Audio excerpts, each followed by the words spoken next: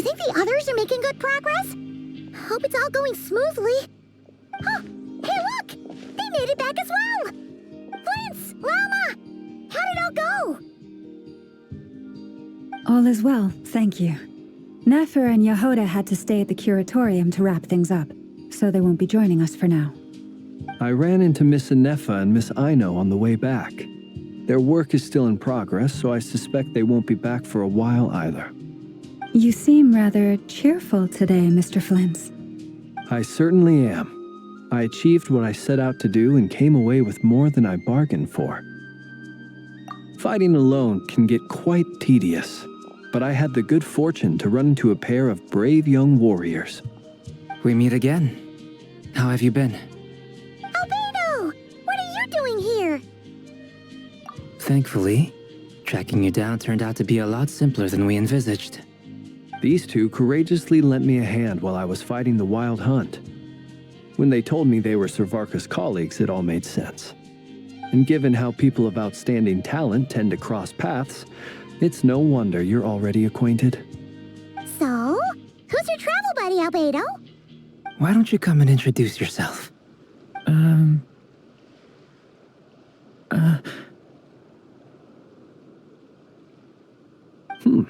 A gentleman of few words, I see. And a rather stern countenance. I presumed you were acquainted with him. Is that not the case? It's nice to meet you. Again. We've technically met before. Wait a sec! You're Minnie Durin! That's right. It's me. I'm glad to see you again. By the way, he says it's okay if you drop the mini. Yeah, I'm not as mini as I used to be. Interesting, isn't it? The first step towards blending into human society appears to be reflecting on whether one's name really reflects who they are. Wow! You look so different! In a good way, of course. It's great to see you looking so healthy. Thank you, Paimon. And although you're as mini as ever, I understand that diminutives don't always convey endearment. I'll be sure to simply call you Paimon, as a sign of my great respect for you. Wow! You're such a smooth talker now. Paimon could get used to this. From now on, you may refer to her as your esteemed guide, Paimon. Personally, I think our little Paimon is the perfect size.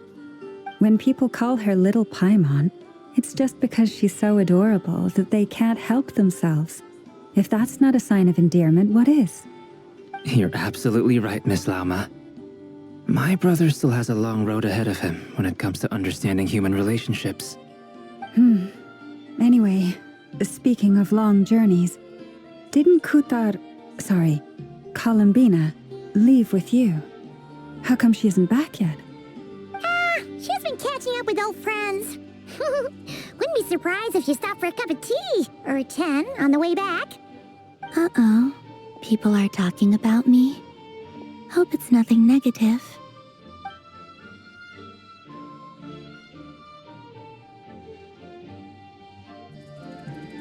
Judging from your expressions, I'm guessing it all went well? It's getting crowded here. I'll go grab some chairs. No need. This is a job for an alchemist. I'll whip some up momentarily. Thank you for your hospitality, ladies and gentlemen, but I was merely escorting my friends back. I'll be meeting Sandrone shortly, as we still have some things to discuss. It's been a pleasure, everyone. But this is where I'll say goodbye. We really appreciate your help. Oh, come on. Spare the formalities. I'm just glad I could help out some true friends.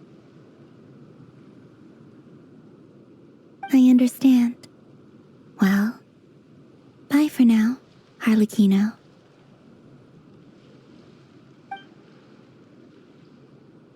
Oh, this place is hopping. It's probably a good thing one of us left. Otherwise, we might not fit all these people in. Are you saying we're about to run out of chairs? As a matter of fact, I am. Come on in and see for yourself.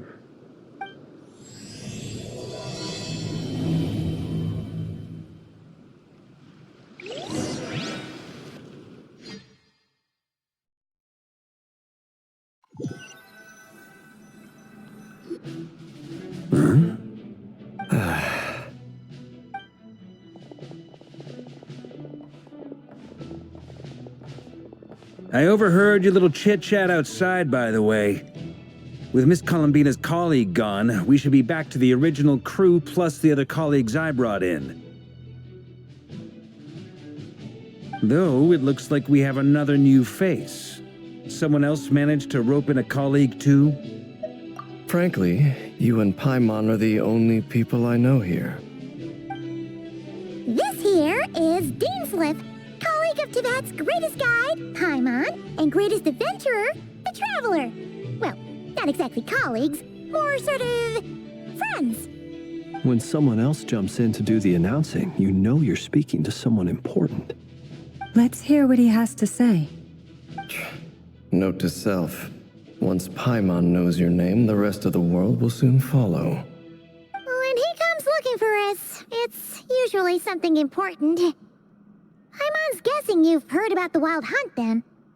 From the looks of it, you're about to hold a meeting.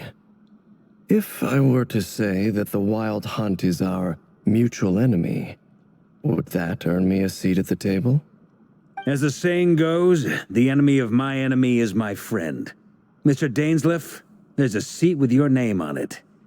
Though, I can't promise the same for everyone else. Hey, Albedo, think you can rustle up a couple more chairs?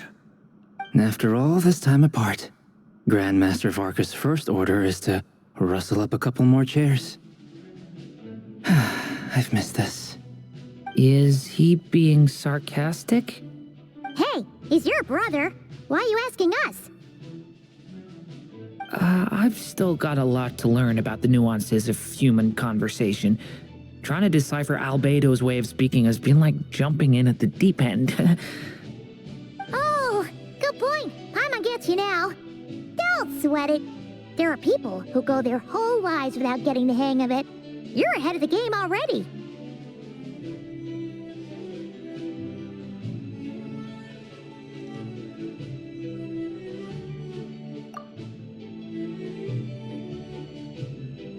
I wonder what's taking Nefer so long. Perhaps you should go and check in with her.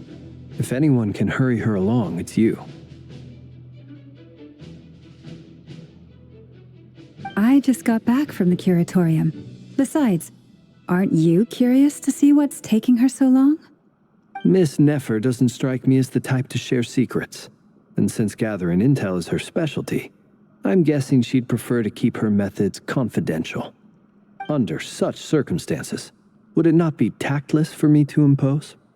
Oh, but it's fine for me to impose. What can I say? You have an unrivaled ability to garner people's affection, Miss Moonchanter. Besides, you have far more in common with her than I do. All right, then. Impressive. She barely fought back at all. I admire your powers of persuasion, my friend. As I'm sure Miss Lauma will realize soon enough, the trick in life is to always pitch in with other people's responsibilities so that you can be selective with your own. Another trick is to simply hide in the background. Spoken like a true sage. Anyway, looks like we've got some time to kill before the meeting. Let's take a little breather, folks. And feel free to chat amongst yourselves. We'll get down to business once the other two arrive.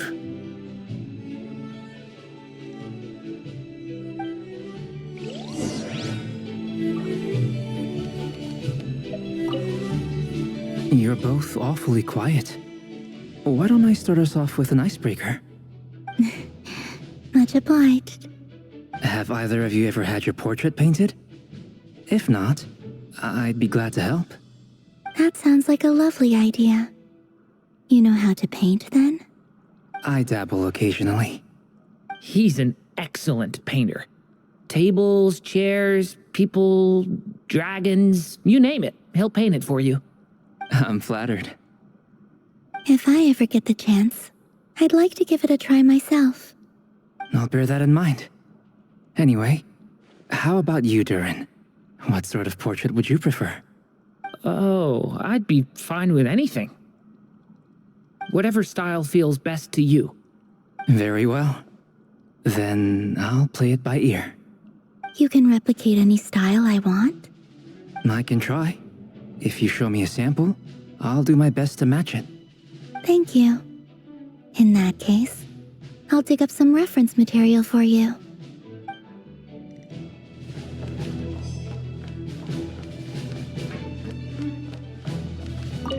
Truth be told, I can't remember the last time I was in a meeting with so many people. You're not alone there, my friend. The Lightkeepers also struggle to bring everyone together for a serious discussion. I don't doubt that. I've only ever met two Ratniki, one being you, and the other being that young guy, Itlua. Itlua is a good apple. I'll give him that. He's kind, honest, and regularly delivers supplies to my lighthouse. A true Ratnik to the core. In that sense, he puts me to shame. So you're what? A fake Ratnik? That's what it sounds like you're saying. But I get the feeling that's not quite what you meant.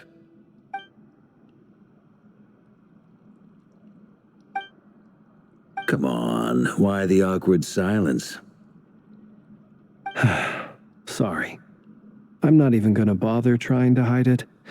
You've known all along, haven't you, my friend?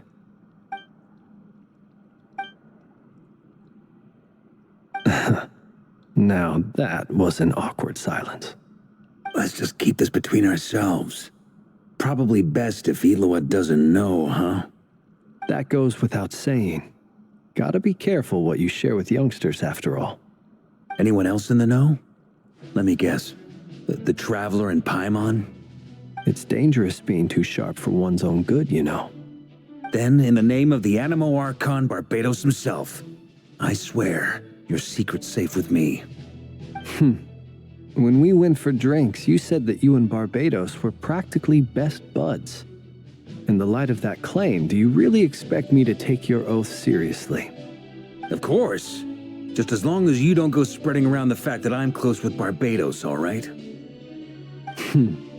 Fair enough, then. Nothing like a bit of mutual leverage to seal the bonds of friendship.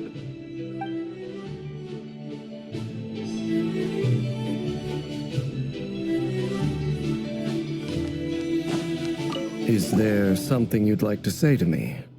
Yeah! For starters, why'd you just show up here without even giving us a heads up? If you think back to our previous interactions, you may recall that that's hardly out of character for me. You do have a point there. Oh yeah! You'll need to find somewhere to stay the night too, right? Want to tag along with us? You never know. We might get a group discount. Sure, let's do that. Great! Paimon will handle it. And in return, we can get Dainsleif to be our very own personal bodyguard. If that's what you had in mind, you should have said so sooner. I'd be happy to help. Oh, okay then. Paimon was only kidding, but good to know. Anyway, since we're all here together, we might as well watch each other's backs. That's just what friends do, right? Indeed. Thank you.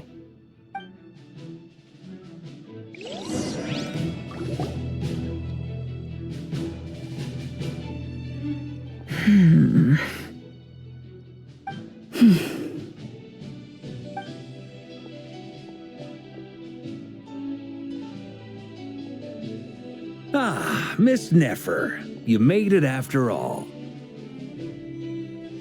But what about Yehoda? I'm here to give you an update on how things are going on our end. Once this is over, I'll be heading straight back to continue my work. I left Yehoda back at the curatorium to watch over things while I'm gone. Huh. So much for just this once. Shh! Not so loud! We're on a roll here. What if she remembers and suddenly decides to back out? Did you say something, Mr. Varka? Huh? I didn't say anything. Right, Flints? Must have been a frog. They get so noisy around here at nighttime. It's like they're putting on a concert in the background. Anyway, before we begin, there's a few introductions to make. Let me start by saying that it's an honor to be speaking before so many distinguished colleagues and collaborators. First up, we have Miss Lauma. As Moon Chanter, she's the leader of the Frost Moon Scions, a local religious community in Nod-Krai. Then there's Miss Nefer, boss of the Curatorium of Secrets, an intel gatherer extraordinaire. Nefer is leading the investigation into Rerer's background, assisted by Yehoda and Lauma. From the little I've heard, they're making some great progress. Over here, we have Mr. Flintz, a ratnik and guardian of the abandoned lighthouse. In our last operation, he courageously distracted the Wild Hunt to buy time for the rest of us. For those of you who've never met, this is Mr. Albedo, a renowned alchemist and captain of the Knights of Favonius investigation team. By his side is a new face for us all, myself included, Mr. Durin, who's come to lend his aid. Next up, we have the Moon Maiden and former Fatui Harbinger, Miss Columbina. Then we have the Traveler, who's earned more titles than I could possibly hope to list out, so I'll spare you the rundown. And Paimon, the ultimate travel companion and quite possibly the best guide in all of Teyvat. Wow! That's a lot of people! Great turnout! Miss Nefer, it looks like you might have another job coming your way, so, congratulations on the booming business, I guess. You think I haven't got enough on my hands as it is? Who's looking for me now? That would be me, Miss Nefer. I have a commission for you. And you are? Who I am doesn't matter right now. What does matter is that I'd like you to gather more intelligence about the Recher of Solnari. Well, it's not as if we never take on anonymous commissions, but in your case, I'll have to decline. I'm gonna take a wild guess and say your job's probably more hassle than it's worth. Something about you seems like bad news. It's my eyes, isn't it? Conrian, I assume. And what's with the mask? Are you trying to hide your identity? In any case, the fact that you're even still alive raises an awful lot of questions for me. My name is Dainsleif. And yes, I am from Conria. As I'm sure you're aware, the Recher of Solnari's real name is Rerir. He was once an acquaintance of mine. Really? Then you must have been quite an influential figure yourself. You flatter me, but none of that matters anymore. My point was simply to clarify why I have asked Miss Nefer to investigate Rerir's background. So you're both from Conria, and it sounds like you used to be friends? What am I missing here? Surely you already know how he became one of the Five Sinners. I'll tell you everything I know. The history of Conria, the names and identities of the Five Sinners. I remember it all like it was yesterday. I have never spoken openly of this before, but the truth was exactly as people say. The Five Sinners were each driven by their own desires, and it was by playing upon these that the Abyss tempted them to their fall, tearing Conria apart in the process. The visionary, Vedrfolnir, who wished to foretell the future. The wise, Horoptatir, who sought limitless knowledge. Gold, Rheindotter, who desired to create life. The foul, Surtologi, who pursued supreme strength. And last, but not least, Recher of Solnari, Rerir, Ravager of the Moon. Of the five, Rerir is the only one who remains a mystery to me. He never harbored grand ambitions. So what changed in the space of a single night? How did he come to fall like the others? In other words, you're saying that his change came as a shock to you, and you have no idea what actually happened? That's right.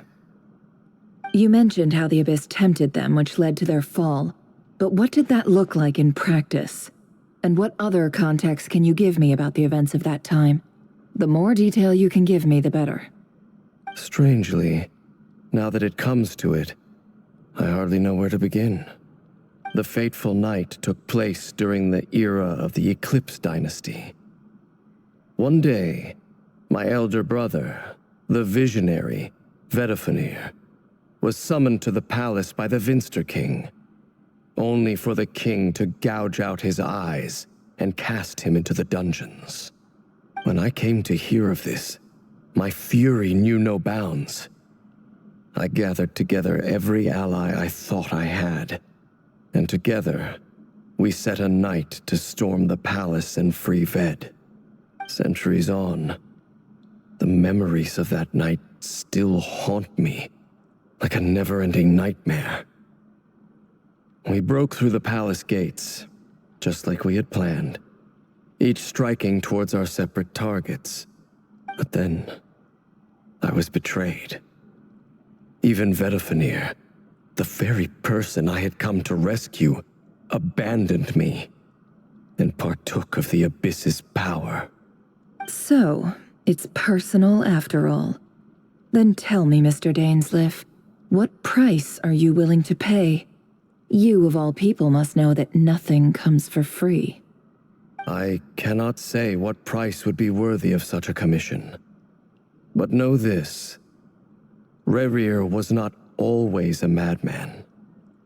Believe it or not, there was a time when he was just an ordinary man, working for the Conrian Intelligence Service. Uncovering the truth of Rerir's past is the only way to unravel this mystery. But before you decide if you will accept my commission, I will tell you more about him. Enough, I hope, to help you plan your next move. Sounds pretty good to me. Feels like we just flagged down a random passerby, only to discover he's actually a master strategist who has a score to settle with our enemy. Can I borrow your halo? It could be useful in the lighthouse. Hey, enough with the wisecracks! Besides, isn't that lamp of yours bright enough already? Relax. It was meant to be a compliment. If that was a little over the top for your liking, I'll make sure to tone it down next time. I'll give your proposal some serious thought, Mr. Dainsleif. Let's speak in private once the meeting is over. Before that, there's a few things I'd like to share.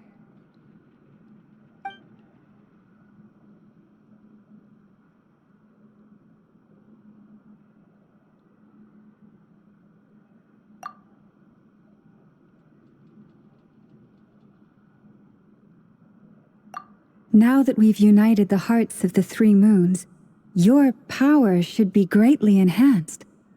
But it seems like that hasn't happened yet. I believe it will take a little longer. You've done so much for me, so I want to be completely honest with you all. Even though I'm doing a lot better now, the truth is, my recovery will likely be an ongoing process. From the moment I was born, my power has been slowly ebbing away. And that is because Teyvat has never accepted me. Even with the moons united as one, it seems my rejection cannot be undone. So far, I have yet to find a solution. It may turn out to be a problem that will plague me until the day I finally leave this place behind. Even so, I will do everything in my power to help you drive out the Ray here of Solnari. As Arlecchino put it, this is not about chasing the spoils of victory. It's just a gesture of heartfelt gratitude. Kutar.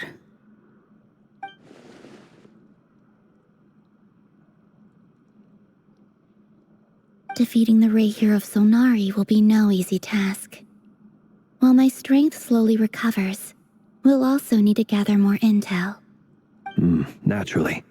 We should take all the help we can get if we hope to defeat him. We've considered several viable plans now, but our choice hinges on the answers to a few key questions. Is it even possible to kill Rerir? What experiences shaped the person or monster he became? And what's he really after? Given Albedo's expertise in alchemy, I think we should leave him to try and answer the first of these questions. Understood. As for the other two, I'm afraid we'll have to count on you again, Miss Nefer. Believe me when I say it's not my wish to burden you. But right now, relying on your skills is our only option. So you're placing all your hopes on me, huh? We can't thank you enough for agreeing to help us. Honestly, I can hardly believe how lucky we are. You sure have a talent for changing your tune, Miss Moonchanter. Timid like Yehoda one moment, then flinches in sincere flattery the next. Ladies, please. I must object to your portrayal of me. That's all. Feel free to keep bickering. Just pretend I'm not here. I almost don't want to leave this room. I'm curious to see how this plays out. I have faith in you, Miss Nefer. Something tells me you'll stand by us until the very end. Oh? And what makes you so sure of that? What if I suddenly decide that my compensation is insufficient? This isn't about the money. I can sense that you've got a deep-seated distaste for Rerir. And knowing you, that alone is motive enough. Look at them getting along so well. Like two peas in a pod. And I'm the one they accuse of insincere flattery. There is no justice. Miss Lauma, you have to understand something. Unlike you, I don't actually enjoy having everyone's hopes on my shoulders. Is that right? Well, maybe the fact that I'm willing to put my hopes in other people says more about me than you. But the fact is, I also trust you. And that's because I know that you're someone we can count on. Anyway, we've got our plan, so let's get moving. Mr. Dainsleif, let's talk. And Traveler, once we're finished, if you've nothing else planned, I'd like you to come with me. This whole experience is teaching me a lot. For instance, I now know that when other issues come up in the future, I'll have far more luck getting Lauma to convince Miss Nefer than trying to do it myself. Hate to say it, friend, but that's one of the funniest things I've heard in a while. Why? You think I've got it wrong? Quite the opposite. But what makes it so hilarious is how long it's taken you to realize.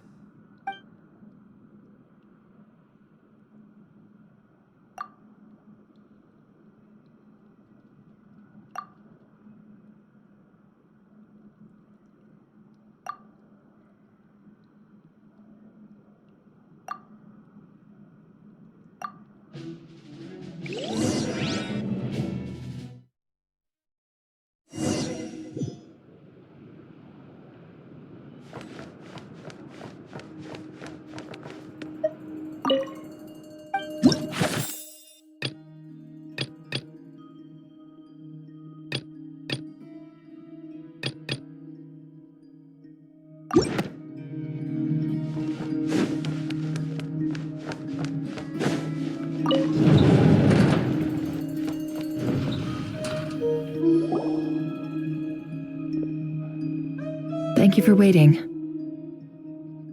It's okay. We actually used the time to help Dainsleif get a room at the hotel. That's very considerate of you. Now, I trust you share my curiosity about Rerir's past, and you seem fairly familiar with Mr. Dainsleif already.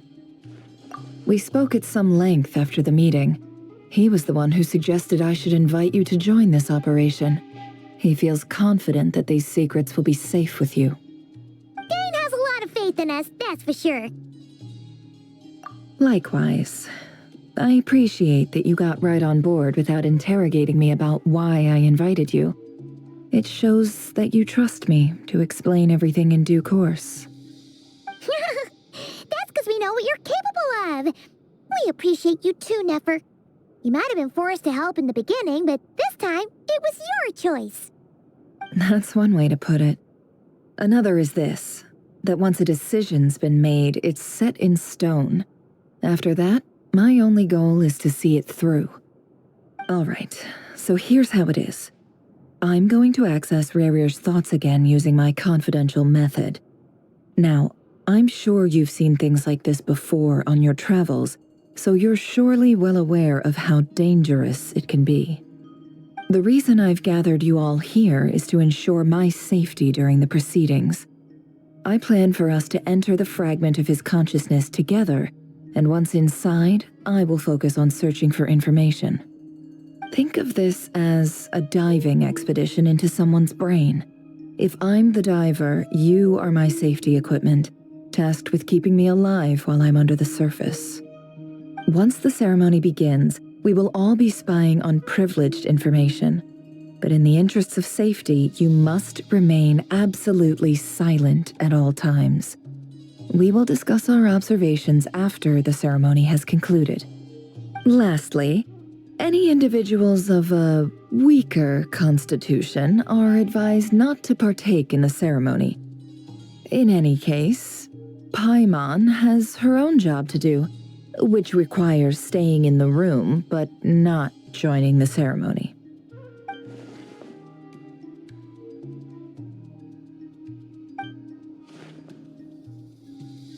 Well, good luck, everyone! Sounds like all Paimon can do is cross her fingers and root for you guys. There's a little more to it than that. I was being serious when I said you have a job to do. While the rest of us are inside Rarier's mind, it's imperative that we have a team member on the outside. In the event that something goes wrong, you will be our first responder. I don't anticipate any issues, but the extra level of safety will be greatly appreciated. I second that. This is a dangerous operation here, and you're our whole rescue team. That's pretty much the most important job in the crew. So, Paimon's like the lifeguard? Yeah, that makes sense. All right, got it. Good. Please, take a seat. We'll get started momentarily.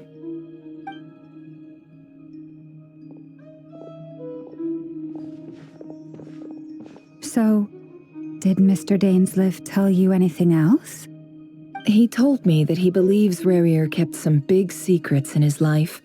He's not sure that they were the cause of his eventual downfall, but he's asked me to uncover what those secrets were all the same. But surely you're not planning to go through with this, no matter the cost. If you think that, you'd be overestimating me. I'm a businesswoman, not a mercenary. But I do have my own professional reasons for taking this job. You think I'd turn down the opportunity to get a first-hand glimpse into Conrian history? No chance. Well, as long as you don't let morbid curiosity get in the way of safety concerns, we're good. We'll do whatever we can to help you. You're such a killjoy.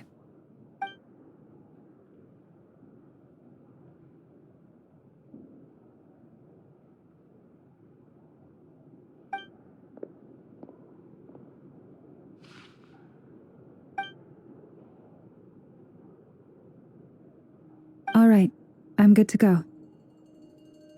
All set over here, too. Promise, Paimon, you'll be extra careful. All right. Let your whole body relax. We're about to begin. Close your eyes.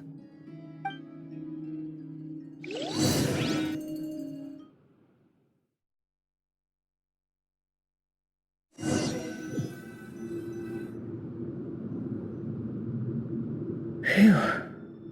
Could this be his office? Pretty standard setup. According to Dainsleif, Rarier used to be an intelligence operative. Chances are there's plenty of top-secret intel stashed away in this room. Is this where you keep your secrets, Rarier? Can't say I'm not looking forward to this.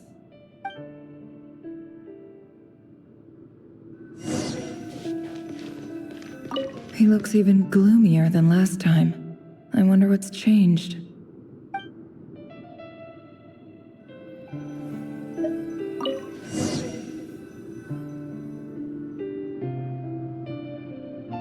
Today's files are in. Time to wade through them, just like usual. Male, 51. Occupation, cook. Confirmed Crimson Moon descendant. Has maintained frequent contact with other descendants over the past year. Poses a threat to the dynasty. Neutralized on...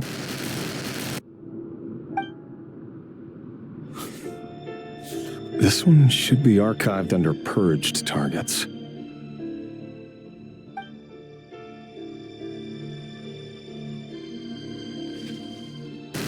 Female, 23.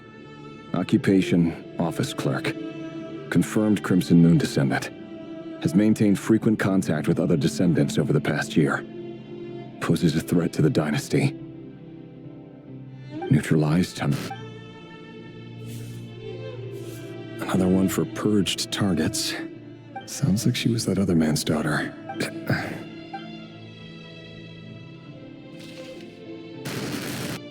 Male, 40. Occupation, teacher. Confirmed Crimson Moon descendant. Neutralized on... Just another nobody for the archive. Come to think of it,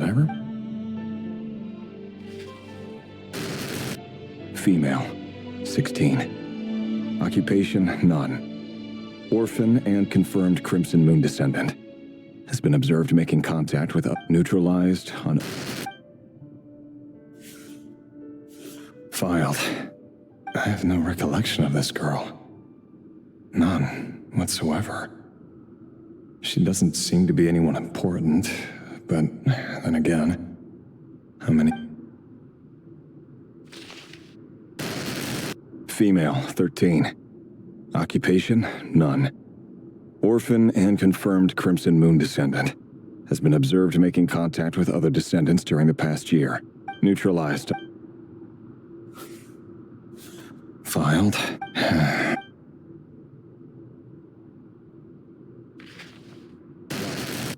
Male, 11. Occupation, none. Orphan and confirmed Crimson Moon descendant.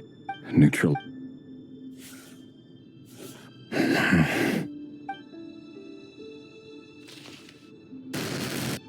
Male.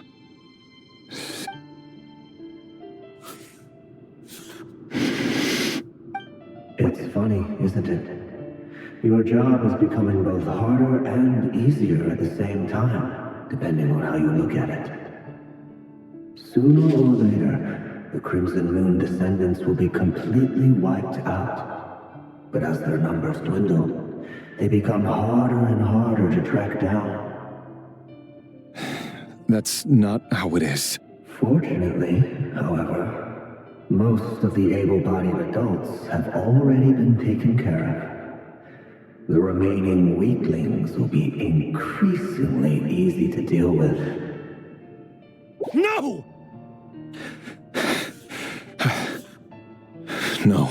My job is to ensure the survival of the Eclipse Dynasty. And the only way to do that is by eliminating any and all potential threats. It's a perfectly legitimate line of work. Every single one of my colleagues can attest to my fairness. And if my friends were aware of the facts, I know they'd back me up too. Assuming, of course, that they were aware of all the facts.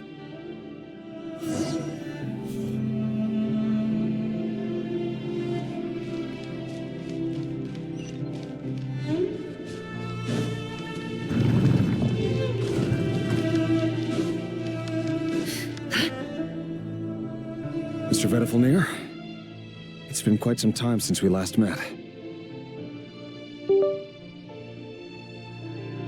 Revier, I trust you're here because you have something important to discuss. Forgive me. I wasn't tuning out, it's just, I noticed you didn't even phrase that as a question.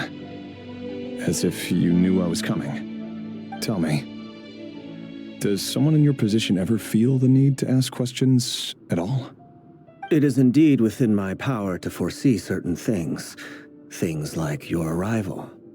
I was just thinking. It won't be long before I'll be inviting both you and Dane to my wedding.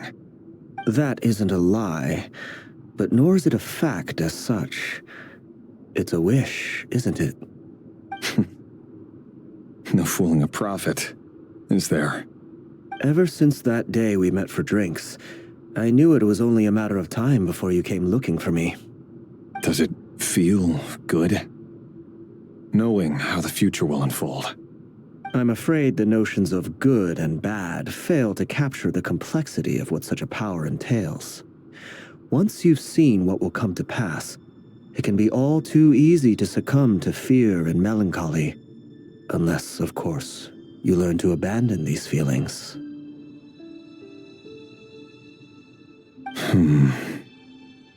You fear my silence, and long to hear the words I left unspoken that day.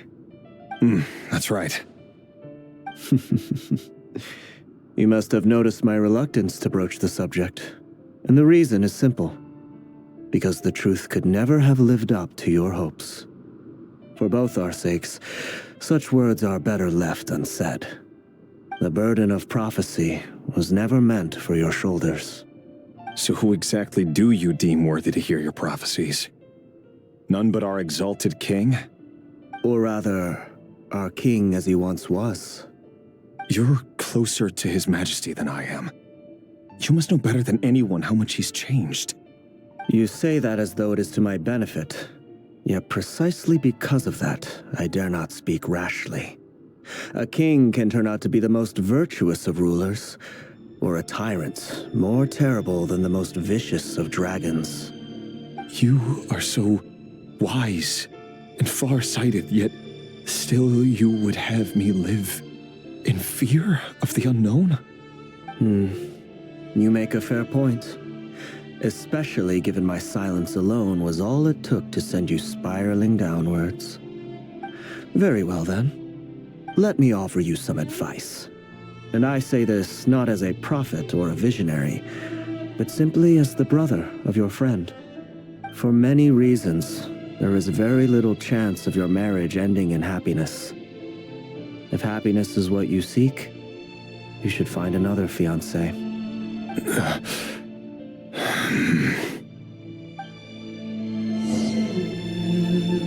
Hold on. There's that same black fog again. Could this memory belong to Thelindis? Wait. Hear me out. This time we finally got a clear look at his face and learned his true identity. His name is Rayrir, and he claims to be one of the king's guards. What did you say? A cruel irony, isn't it? The man you're set to marry leads a double life as a brutal executioner. Why are you telling me all of this now? Simple. It's because I want you to kill him. You are the only person he would never suspect. No, absolutely not. I would never dream of doing such a despicable thing. So you'll just stand by and watch him slaughter us to the last? Do not forget that the blood of the Crimson Moon flows in your veins too. The blood of the Crimson Moon? What does that matter now? The dynasty has long been dead and gone. You think that alone is reason enough for me to throw away everything I have? Why wouldn't it be? You two were once a child of the Crimson Moon, just like me. Don't tell me you've never felt so much as a flicker of fury for the way we were trampled into the dust.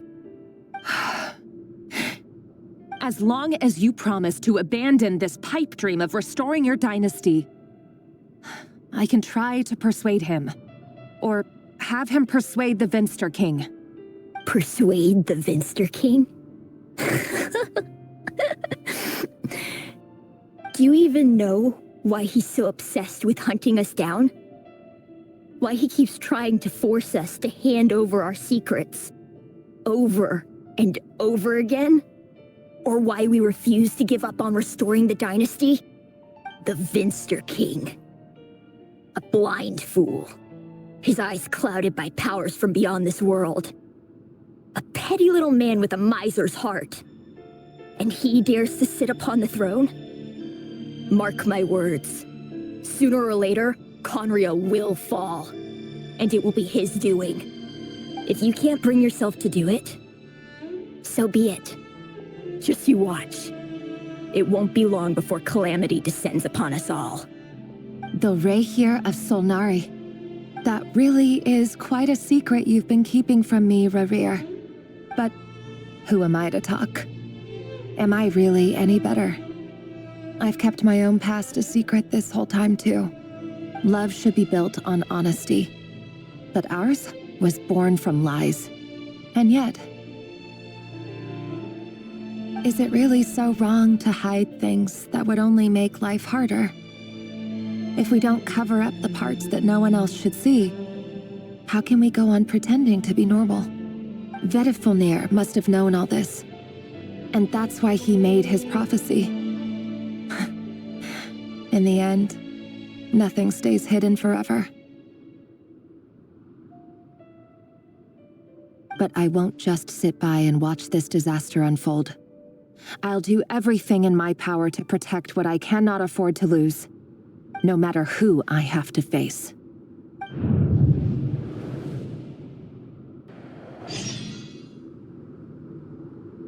No more lies. Can I? Huh?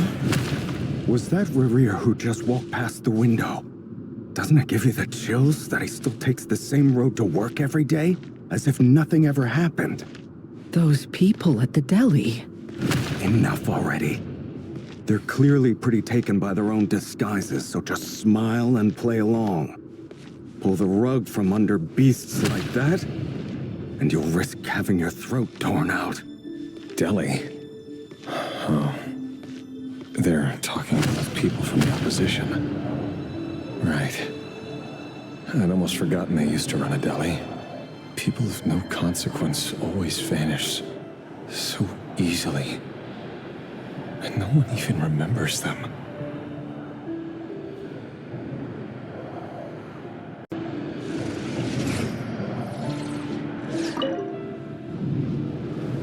But surely you can see he's not the man he pretends to be. So many have died already, and they say that the king's madness grows with each passing day. We're not going to survive this, are we? But why does it have to be this way? Do we really deserve to die just because of the blood that runs through our veins? Felindis, are you even listening? Sorry, Freether. My mind was off wandering. I heard you, though. You're talking about what Rerir said. He's just following the king's orders. He's a secret agent, and it's his job to hunt down rebels and dissidents. By the time you first met him, he'd already taken lives. Maybe he was using you from the very beginning. No. Rerir has no idea I have anything to do with the Crimson Moon. My family are only distant relatives of the main lineage, and besides, my eyes are perfectly ordinary. Truth be told, apart from my teacher, pretty much no one knows I have any connection to any of it. It's been a long time since my family severed ties.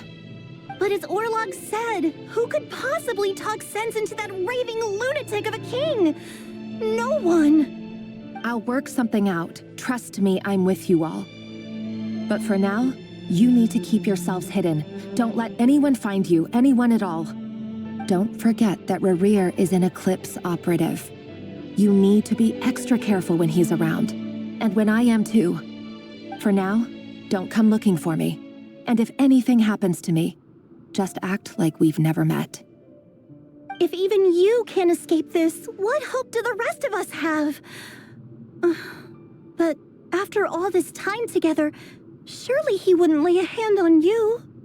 I won't speak in his defense, nor can I give you a clear answer to that question. But I'll do everything I can to put an end to this. Here, hold on to this. If an opportunity to escape presents itself, take it. You'll be glad you took some spare change. You call that change? But what about you? I've got a job, and there's still money coming in. But you can't go anywhere right now. Please think about yourself for once.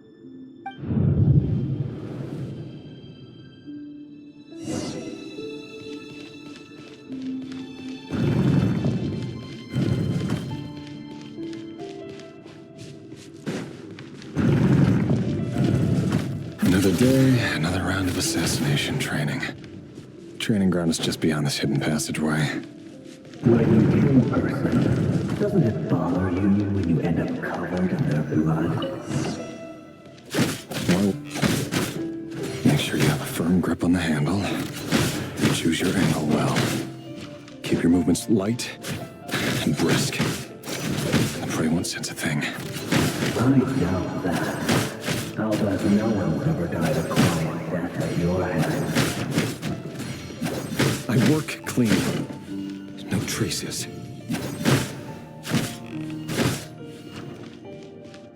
Can't hide the truth. That doesn't make it open above board. The king just happens to be you right now. Unseen doesn't.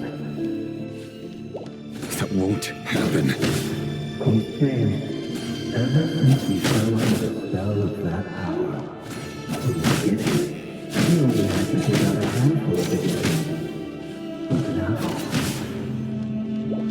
The ones I've dealt with have always been guilty. And I've carried out my work flawlessly.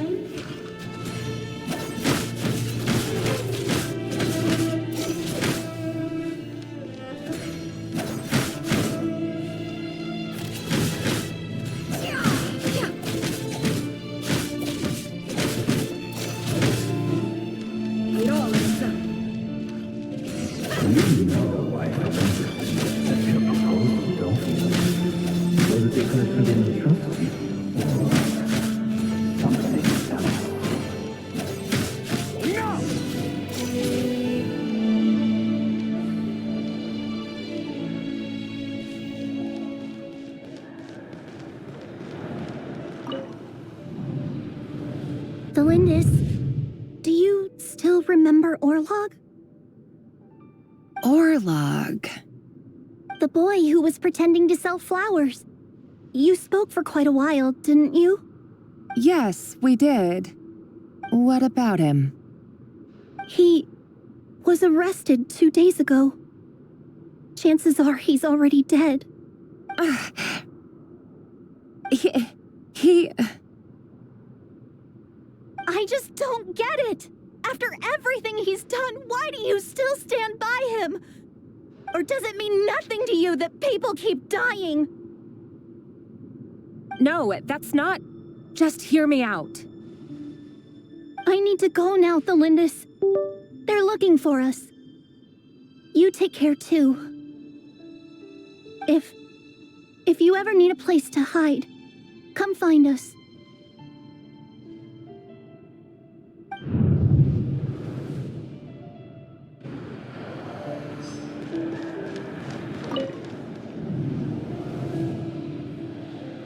Author Thalindis. Over the course of this week, the research object was subjected to interference for a total of 47 hours for experimental purposes. The results are as follows. All subjects of observation that were sent inside have now... The situation within is proving more problematic than anticipated. No progress whatsoever. What now? Won't you give me even a glimmer of hope? Things are getting worse by the day. I have to find a way or we'll all be in danger. But I... If all this research comes to nothing, what then? Sooner or later, it'll be my neck on the line. But could he really bring himself to kill me? No.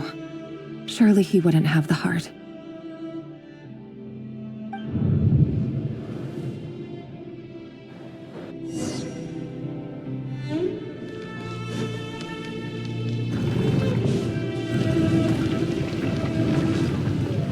Why won't you just let us go? We don't even know each other. All we want is to live ordinary, peaceful lives. You want to live?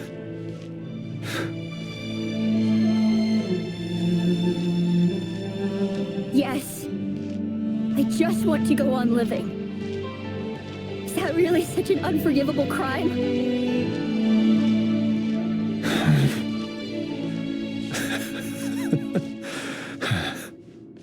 You want to go on living? I want to keep living too. To keep living forever. That's why I have no choice but to continue on the path I'm on. If only some savior would suddenly swoop down and change the way the world is. Too bad that's not going to happen. Imagine that. If there really were such a person, you and I wouldn't be standing here like this, would we?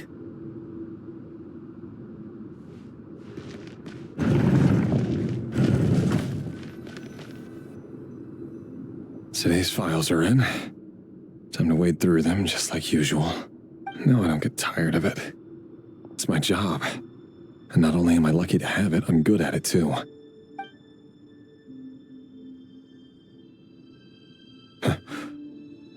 Wait. That's...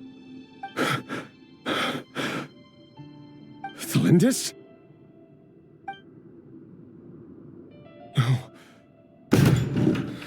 No. No! Why? But you bear no mark of the Crimson Moon. How could you possibly have anything to do with them? It cannot be. A diluted bloodline. Carefully concealed. I see it now. You've been living in the shadows just like me. What a fool I've been. Numbing myself with talk of justice. Even imagining my friends would back me up. But in the end, Irminsul. Finster King! How far are you going to take this? From the direct bloodline to secondary offshoots? And then what? Today it's the descendants of the Crimson Moon. Who will it be tomorrow? Will you not rest until everyone down here is dead? No. This cannot go on. This is where it ends.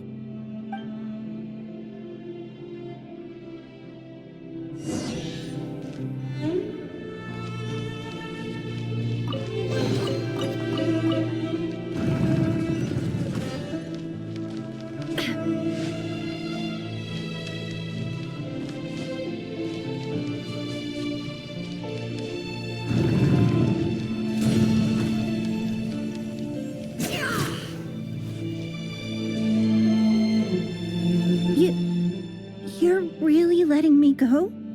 I am. As long as you can guarantee that no one will find you. Don't worry, I'll be extra careful. No one will know I was here. But what about you? Me? If you let me go, you won't be able to complete your mission, will you? Good point. In that case, maybe you should stay. No, please! I just want to see the outside world again. To... Go on living? Yes. I know you're a man of your word. So please, just let me go. If I let you leave, what will become of me? Just kidding. Go, but remember, don't let anyone know you were caught. We'll be seeing each other again very soon if you do.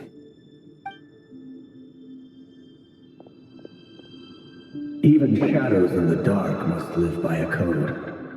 But you can't save everyone. You've been whispering in my ear for days now, Vedrfolnir. What are you trying to do? Break me down? I only say this because you long for an answer to your problems. Let her go, Rerir, or you risk losing everything. I will not abandon Thalindis. Then you'll need a little more vigilance and a lot more power. The world is changing, Rerir. Keep your eyes peeled for your moment of opportunity. And that voice used to be so unclear. But now I know exactly whose it is. It's Vedrfolnir. He won't tell me how to actually resolve any of this, but he keeps trying to manipulate me like a puppet. What's his game here? Tell me then. What will this moment of opportunity look like? And no answer. So, the Eclipse dynasty was purging, well, massacring the descendants of the Crimson Moon. And it seems like it was all connected to the Vinster King's research. The King's obsession with abyssal power left the future of Conria hanging in the balance. No wonder every aspect of Rarir's life was so unstable. And it looks like this Thelindis, Rarir's would-be fiancée, herself belonged to a sub-branch of the Crimson Moon dynasty's descendants. It almost defies belief that a couple like them could hide the truth from each other for so long.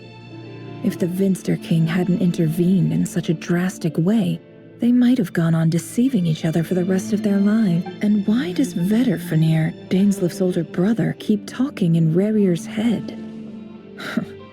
This guy kept more secrets than I ever imagined. The human mind is like a vast desert of shifting sands. When you follow the flow of someone's memories, you only ever see the parts they're willing to let surface. Time for something a bit more creative. We've been inside Rarir's mind this whole time, building up a picture of his psyche. There's already enough clues on the board to start reading between the lines and mapping out the rest. Now, we can finally begin to put the pieces together. Sure, it'll only be a reconstruction, part simulation, part reasoning, but it's usually pretty accurate. Once we've built up a cognitive profile, we just need to cross-check the logic behind his actions. And then we'll be able to take a sneak peek at whatever it is that Rarir has really been hiding.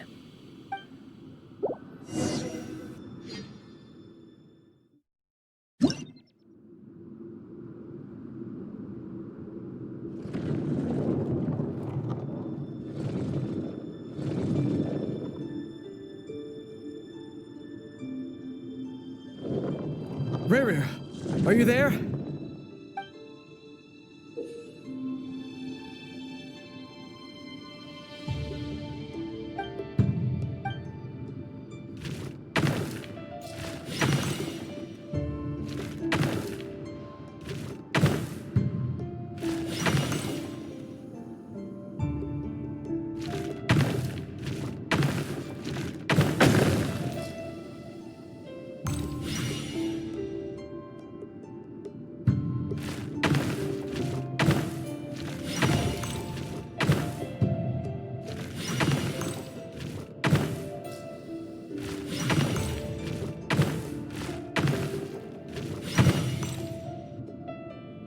Hey, Rarir! Come out, it's urgent! Dane? What's wrong? Quick, come with me. I'll explain everything once we've met up with the others. Okay, I'll come. But the Lindis is still over at the Universitas. I'll need to leave her a note. All right then, but make it quick. I've never seen Dane so worked up before. Whatever this is, it must be big trouble.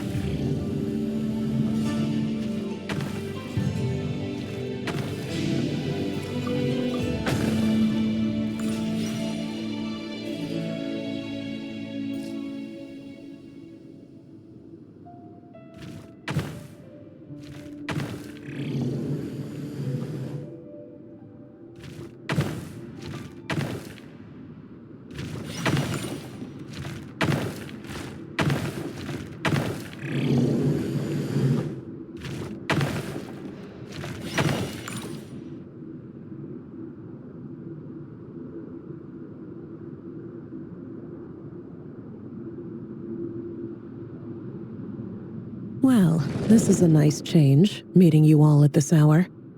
When men and women of ambition can speak face to face in broad daylight, I say that's a big step forward for our dear Conria.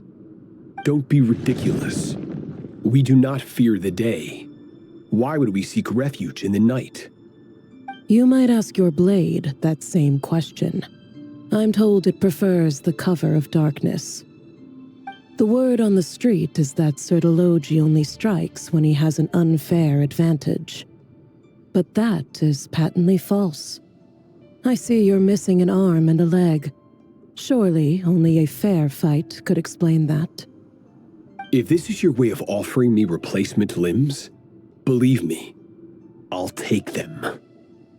Oh, we can certainly discuss that. With bioalchemy, anything is possible. Assuming I have your full support in my research. Lunatic. Roptatir, what brings you here? Why, Dainsleif, of course. He invited me. Please, cast aside your apprehensions, Miss Rhindaughter. Whatever the rumors may say, I am but a humble servant of the king, and I can assure you he affords me no greater convenience than he does you. Well, the Universitas Magistrorum won't stop fawning over you, so at least some of the rumors must be true. You're clearly doing well for yourself, so drop the humble servant act. It endears you to no one. You're president of the Universitas Magistrorum, the chief royal mage known as the Wise by royal appointment, and by far the most favored among the 4 pillars of Conria. Vice President Veet doesn't even try to hide his envy when he sees you. My success is the product of hard work and good luck. It's as simple as that. Were the king not such an extremist, I hardly think I would have received a senior post at my age. Of course, no job is without its gripes. Serving a king like ours can be a challenging task, as I'm sure you can imagine. And as for Efterveet, in missing out on the presidency, he's dodged a mountain of stress. Like everything else in life, it comes with pros and cons. You're all here. I apologize for the short notice, but it was an emergency.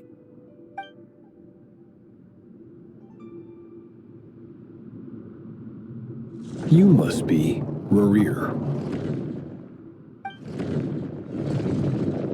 Mr. Sertologi. Yes, I handled your case file during your sentencing. Nothing personal, of course. I'm pleasantly surprised that you remember me. You're clearly a person of substance if you've been invited here. But Dainsleif, you'd better have a very good reason for convening this little gathering. It's my brother, Vedrfolnir. After he spoke at the court this morning, the king was so infuriated by his words that he had him blinded in both eyes and thrown in prison. Vedrfolnir in prison? Strange.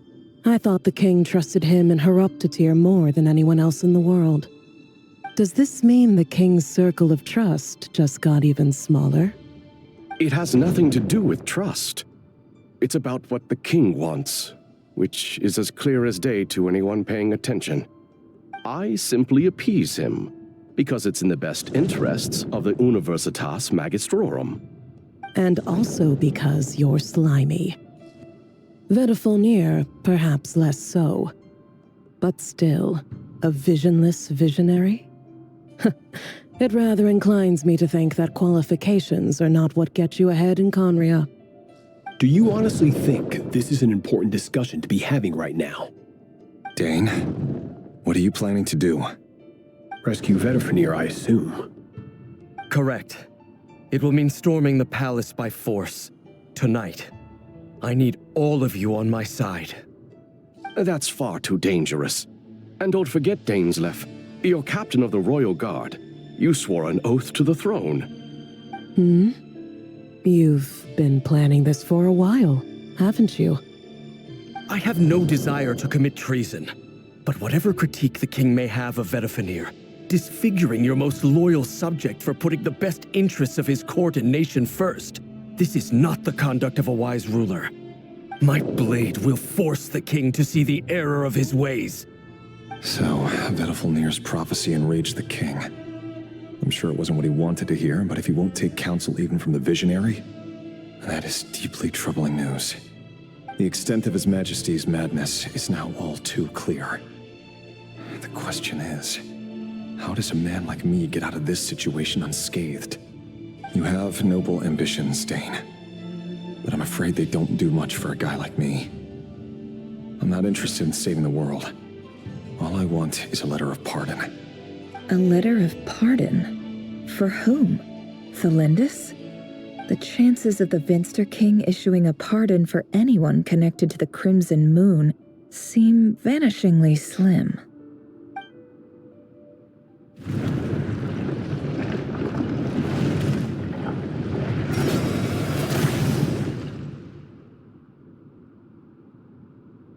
This black fog over the board must have some connection to Thelindis.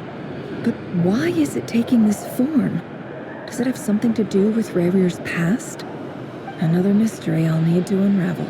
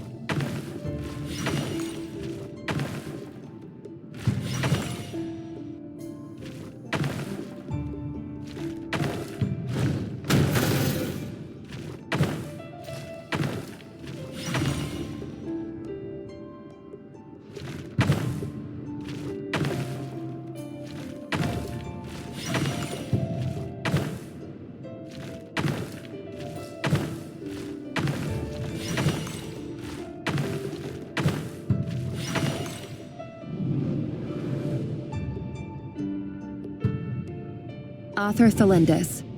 Over the course of this week, the research object was subjected to interference for a total of 60 hours for experimental purposes. The results are as follows. Research dating back to the Crimson Moon Dynasty has established 2 points regarding moon marrow. Firstly, its origins have something to do with a god's power. Secondly, it serves as a portal to an as-yet indeterminate location. Moon marrow can thus be defined as a spatial gateway. However, there are a number of hurdles to overcome before we can answer the question of where it leads to. To start with, opening the gateway requires a specific power source, which the relevant literature indicates. An enormous amount of power is then required to keep the gate open. Currently, the total power output of our instruments remains in the single digits. To make matters worse, I am now the only staff member remaining in the Moon Marrow lab. The Universitas Magistrorum recently decided to move most of its personnel into abyssal energy research, which has stymied all Crimson Moon-related projects. This is not a wise move. I have always maintained that placing all our hopes in a single source of power is risky, especially one as poorly understood as this. As well as making ourselves overly reliant on a single resource, we are neglecting other promising technologies. I apologize if this comes across as disrespectful. But as a Moon Marrow researcher, I desperately want to see the world beyond the gateway. If we really made it there one day, what would we find? And how would we go about taming the unknown? My imagination is endlessly fueled by questions such as these.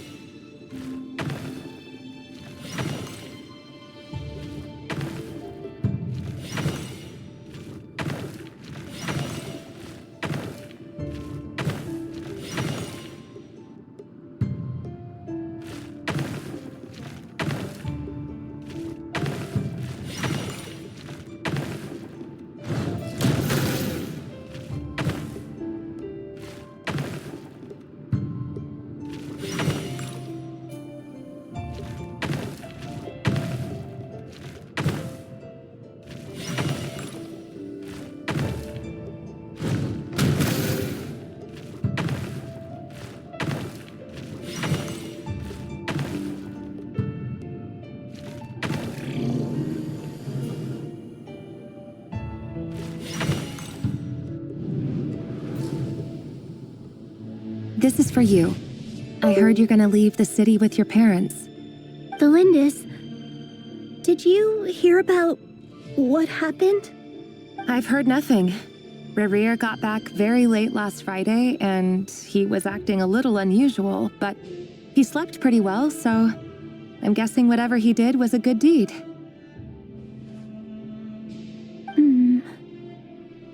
You never saw him, and I don't know what he did. And this conversation never happened. You understand? What if he finds out that you pried into his secrets? Don't be silly. I don't know what secrets he does or doesn't have. All I know is he's just a normal guy who happens to run some errands for the king. Are you scared of him? I don't know. The Rerir I know doesn't match the person you all describe. Logically, I should be scared of him. And yet, I don't want to lose him. But enough about that. You should get going, and be careful with the package I gave you. Keep it secret. Keep it safe. What's in it? A piece of the moon. All you need to know is that as long as you keep it safe, then in the future, everyone will be able to see a red moon. A red moon? You mean our moon? That's right. Our moon. Promise me you'll look after it.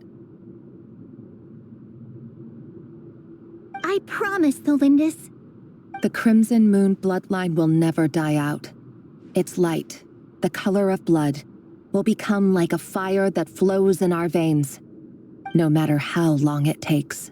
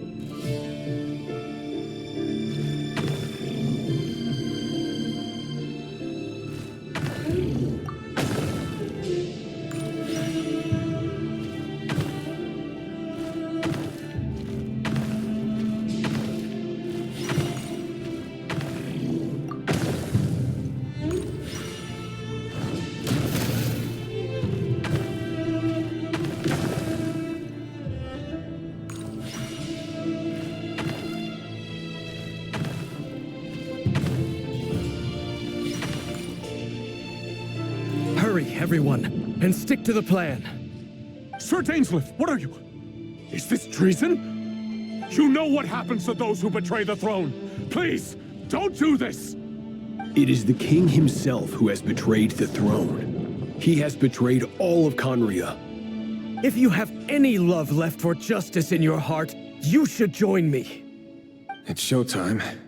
Dane and his group will handle the troops in the palace. Then Hraptatir and Rhindaughter will disarm the security measures. My job is to enter the prison and rescue Vedrfolnir. Stay safe. Wish me luck. Look after my brother. Draw your blade. It is time for justice to prevail.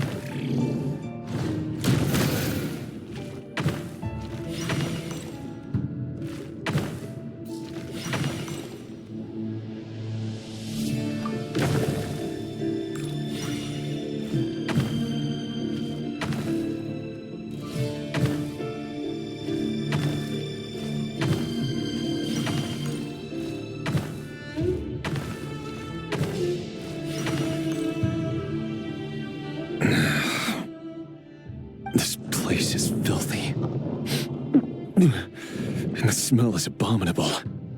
Clearly, the king doesn't allow his prisoners a single shred of dignity. This is dire. Found you. Hello, Mr. Vedrfolnir. It's you. Surprised? Oh, wait. I guess surprise isn't an emotion that prophets feel very often. I certainly felt some surprise in the moment when I was blinded. Surprise at the king's sheer ignorance.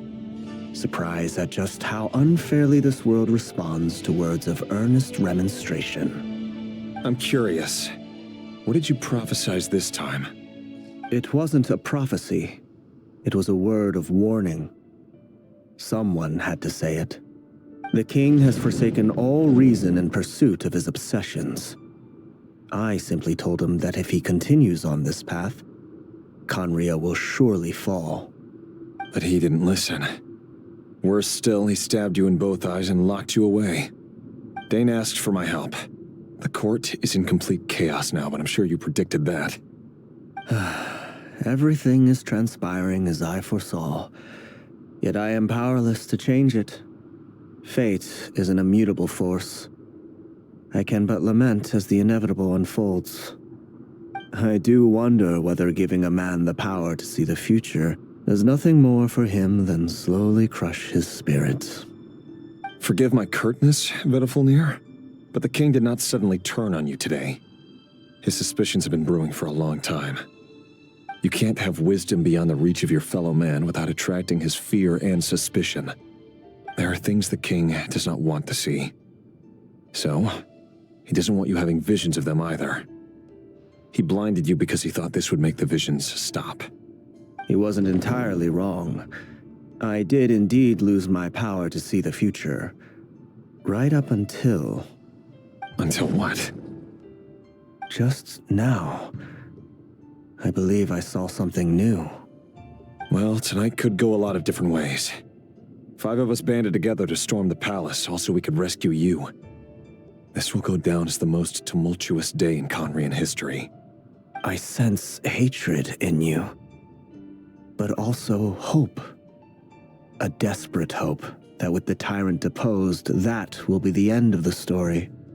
But this is not the end. It is the beginning of a new chapter, in a whole new story.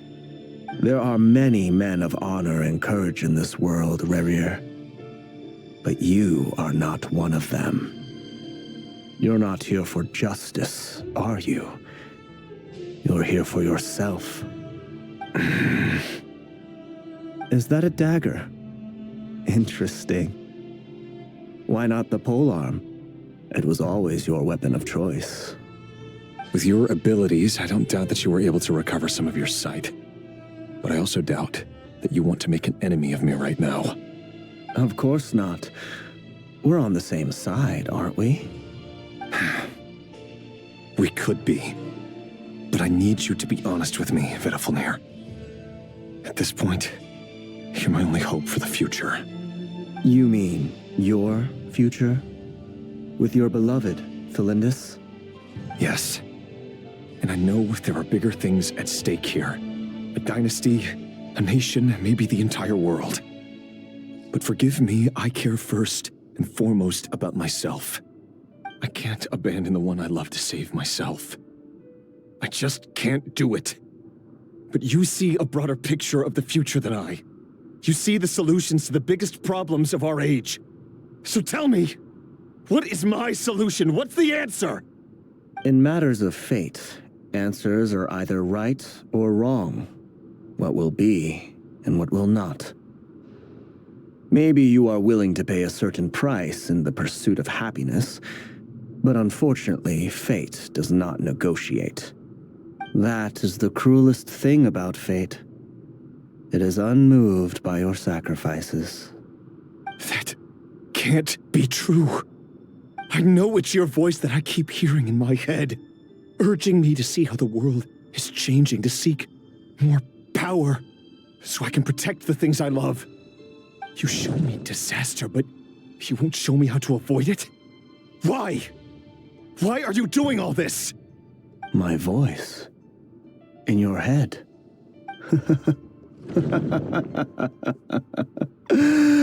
So, you hear it too? The voice that steals your mind, gains your trust, and drives you crazy. It turns out that we are not so different, you and I. Vedrfolnir just broke into the strangest smile I've ever seen in my life, as if he'd discovered some monumental secret. But then he suddenly switched to looking extremely weary. Very well then. My advice to you is as follows. You must persevere. Whatever trials and tribulations you may face, be steadfast in the belief that they are your path to the future. For as long as you live, your story with Thelindis shall not come to an end. That is the only chance you have of fighting back against fate. It is up to you whether you believe my words. Regardless, that is all I will say on the matter. I have no right to intervene any further. I will hold you to your word. Thank you for setting me free. In return, I will tell you one more thing that you cannot afford to ignore. Just then, a strange wave of energy rippled through the city. We had no idea what it could mean. If I were you, I would head to the Universitas Magistrorum. The Universitas? Oh no! I'm sure we'll be seeing each other again very soon, Rerir.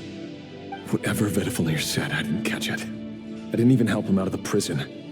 There was no time to lose.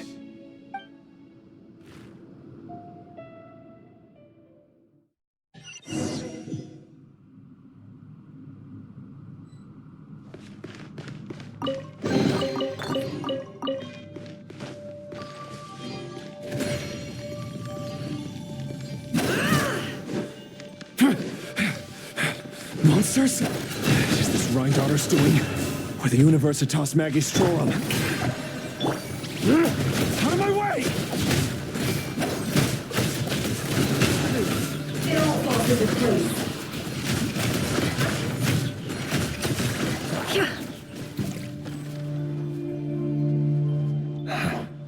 The Universitas.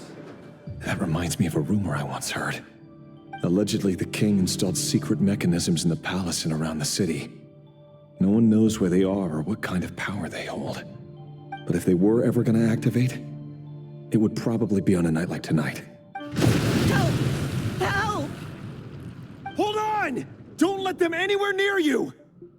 Save me! I can't! Ah! That sounded like an explosion. So, the rumor is, what other means does the king have at his disposal? They must run on power from the Abyss. And given it's a major center of Abyss research, anyone over at the Universitas will be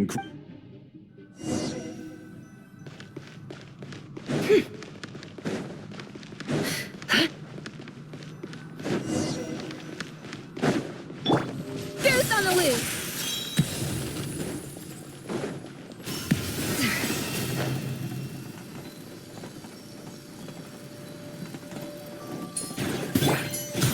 Take your true form! Let the world come alive! No more lies. The mystery unravels. Let's see what you're made of. It all adds up.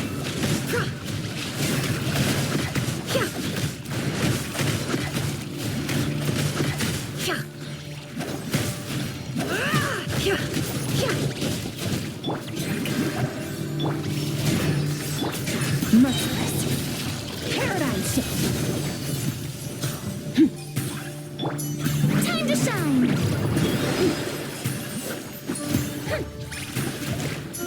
A burst of flavor. Off to the breed. Seek within.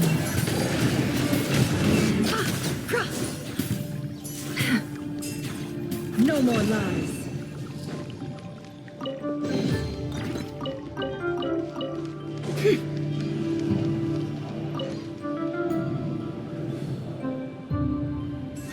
Monsters at the Universitas Magistrorum? Why now? Oh no! They're coming! It's no use. The table won't hold out much longer. The weapons. Where are the weapons? Of course. All the lab equipment was upgraded after the inspection last week, but the new weapons haven't been allocated yet. I'm done for. Is anyone there? I need help!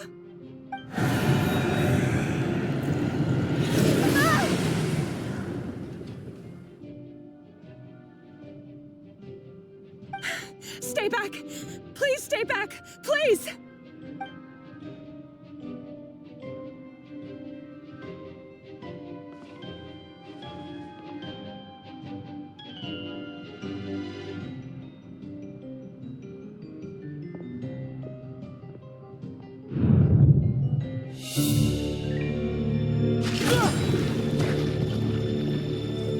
What's that? Rear. So the rumors about your work are true. What? No! Listen, something happened at the palace tonight. We have to leave! You don't need to lie to me anymore. What do you mean? I know why you're worried, and I will respect the decision you've made. But it's okay, because I found a solution. I know how to end all this. You can have it back. The normal life you so desire. But until then, I'm afraid our wedding will have to wait. Cylinders? No, don't do it! Cylinders! Cylinders!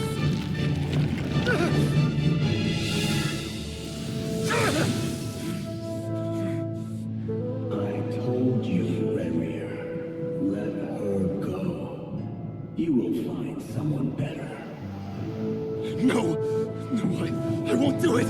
I have to save her! By what means exactly? A lonely pawn. You lack the power and the strength of will. Do you know why? Tell me! Come to the palace. Join us.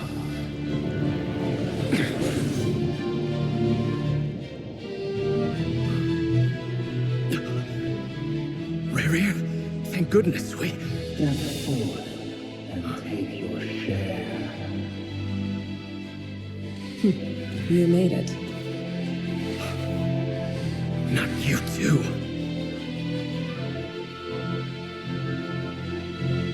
Hatred or grief, despair, desire. We all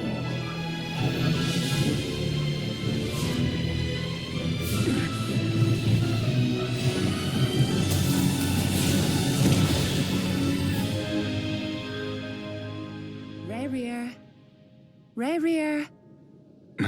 Cylinders. Were you daydreaming?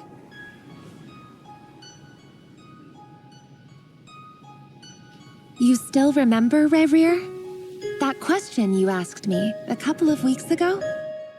Oh. You mean the proposal? Yeah. I'm wondering, where do you think would be a good place to discuss it? Maybe in the garden? Or were you thinking a fancy restaurant? It's your choice.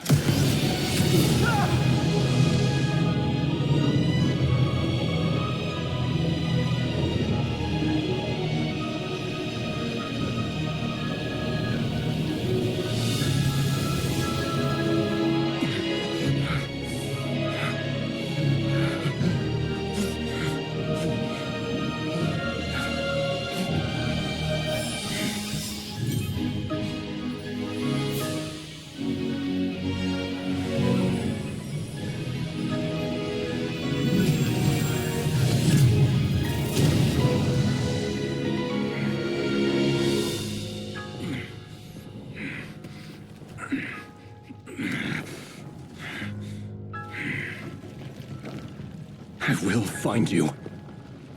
And then, you can give me your answer.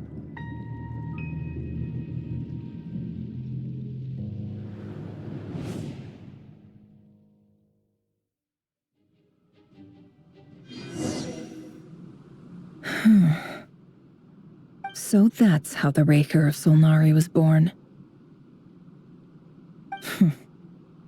A monster created by circumstance is a monster all the same. Viewing other people's thoughts for too long can get uncomfortable. Right now, I'm feeling a strong sense of loathing. In a nutshell, the story of Conria is what happens when the truth falls by the wayside. Everyone tells little white lies, and before long, you have a huge pack of lies that destroys everything. Whew. Time to get back. His past is filled with sorrow, but the tale of any fallen civilization is one of endless tragedy. Cruel as it may be, that was Conria's fate.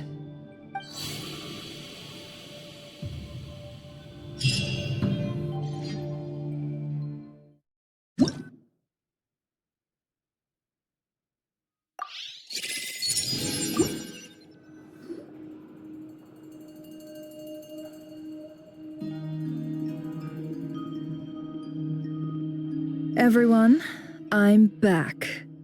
Can I get a standing ovation? Never! How are you holding up? Feeling okay? She's fine. Boss is a pro. Yes, I'm fine. You will have seen the events of Rarir's life through my thoughts.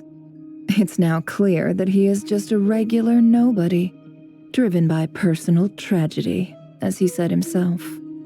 I mostly agree.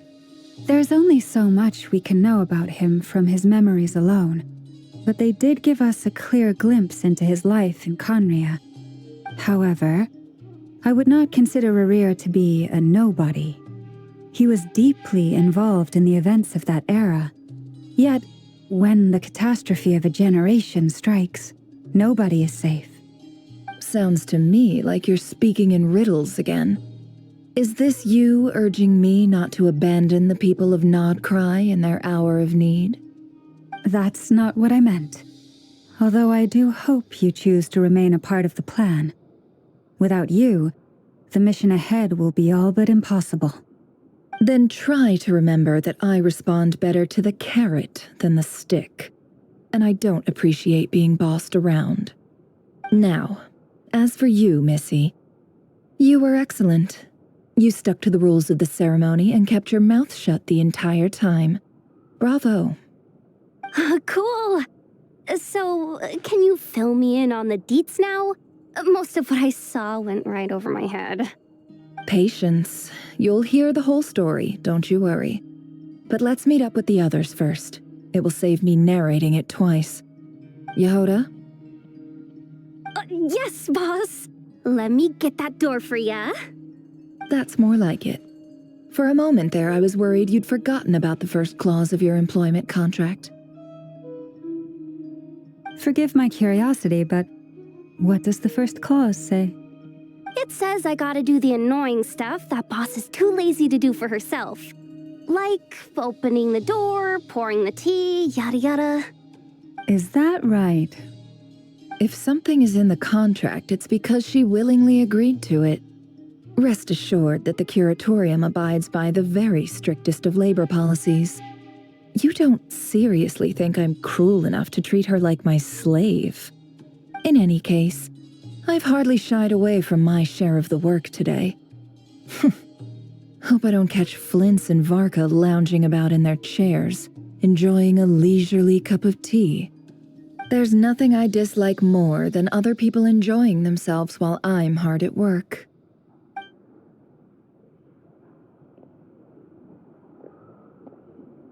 Oh no.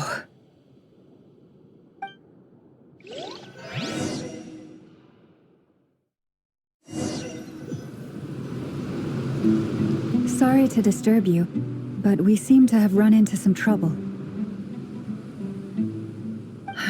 Evidently so. Don't worry, I'm not about to leave you to fend for yourselves. I'm not that kind of boss. And it would go against the curatorium's labor policy. I'm sorry. What did you hear me say? I wasn't talking about labor policy. Wait. How long have I been standing here? Not long. You just appeared by the door a moment ago.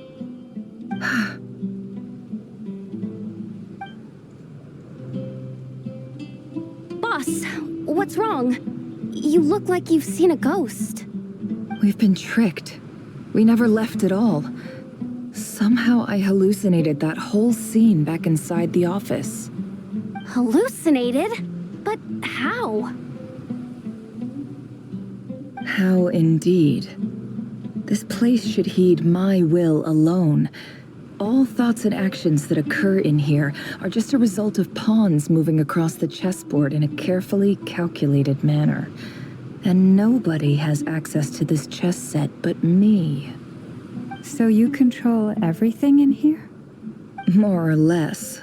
But yes, it's a special technique of mine. Has anything like this ever happened before? Only once. It was the first time I used the chess set.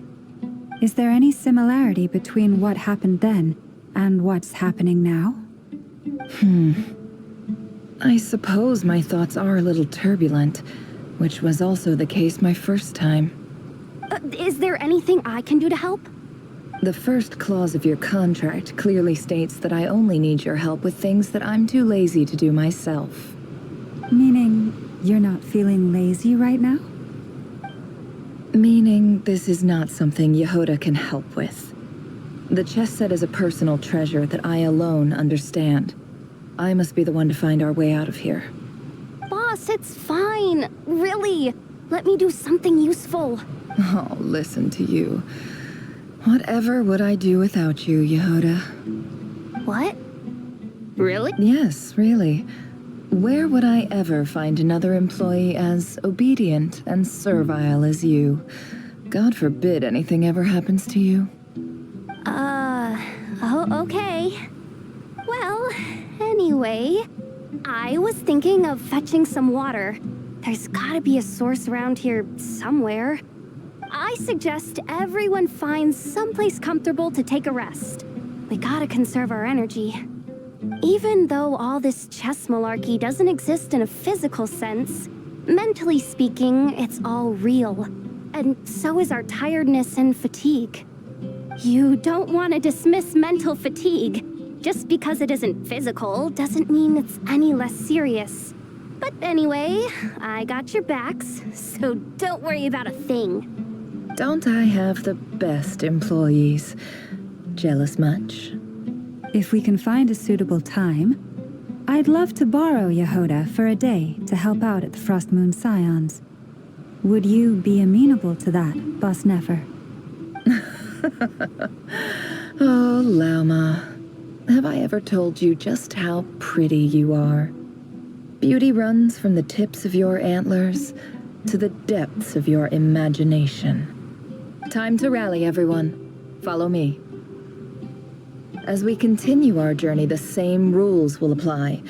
That means stay focused and no talking no matter what we encounter. And don't disturb the chess pieces. You have my word that I will get us all out of here.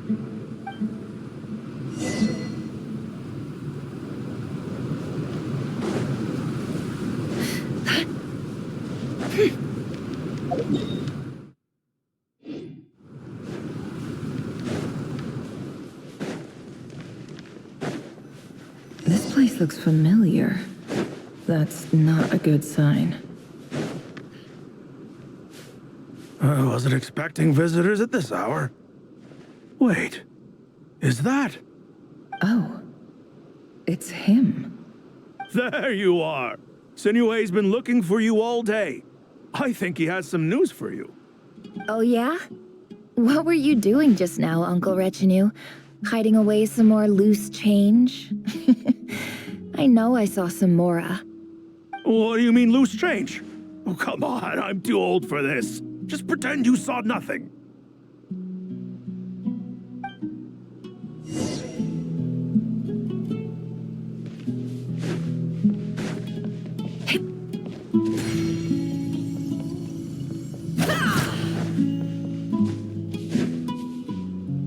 Kid, mind telling me what Sinuhe's been up to recently? I'm trying to get in his good books and I need a way in. Get in his good books? Why? What do you want with my dad, Uncle Apepi? I've written a new song. I was hoping to showcase it at the next festival, but I'll need his approval. A new song, huh? I'd love to stay and listen, but unfortunately, Uncle Retinue says my dad's looking for me. Well, there's plenty of time and I'm not going anywhere. See that pile of stones? I'll be sitting there warming up my vocal cords. Come find me when you're done. Pile of stones. Got it.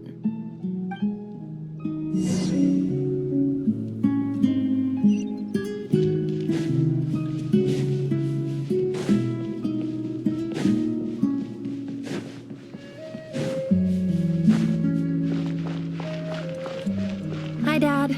Uncle Retinue said you were looking for me. Ah, there's my little princess. If you'd gotten back just a little sooner, you could have shared the spoils of war with me. Spoils of war? Who were you fighting against, Dad? It was just a figure of speech.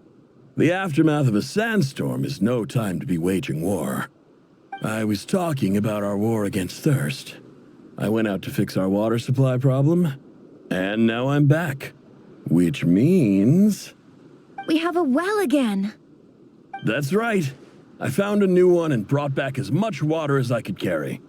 It should last us for a good while. If it wasn't for these blasted sandstorms, our wells wouldn't be caving in. You wouldn't be spending all your time out searching for new water sources. As the chief of our tribe, I'm supposed to be leading us out of hardship and poverty, onto better things.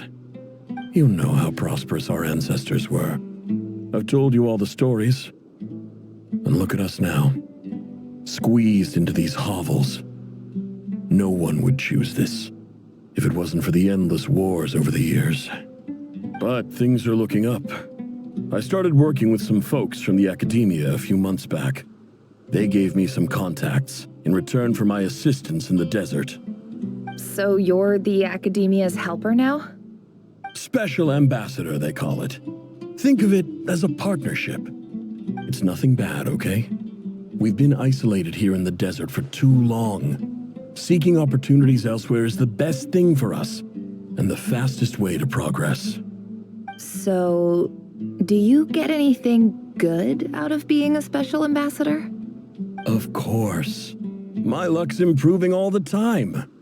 One day, I swear I'm gonna lead us out of this place. We'll find somewhere new. Somewhere better.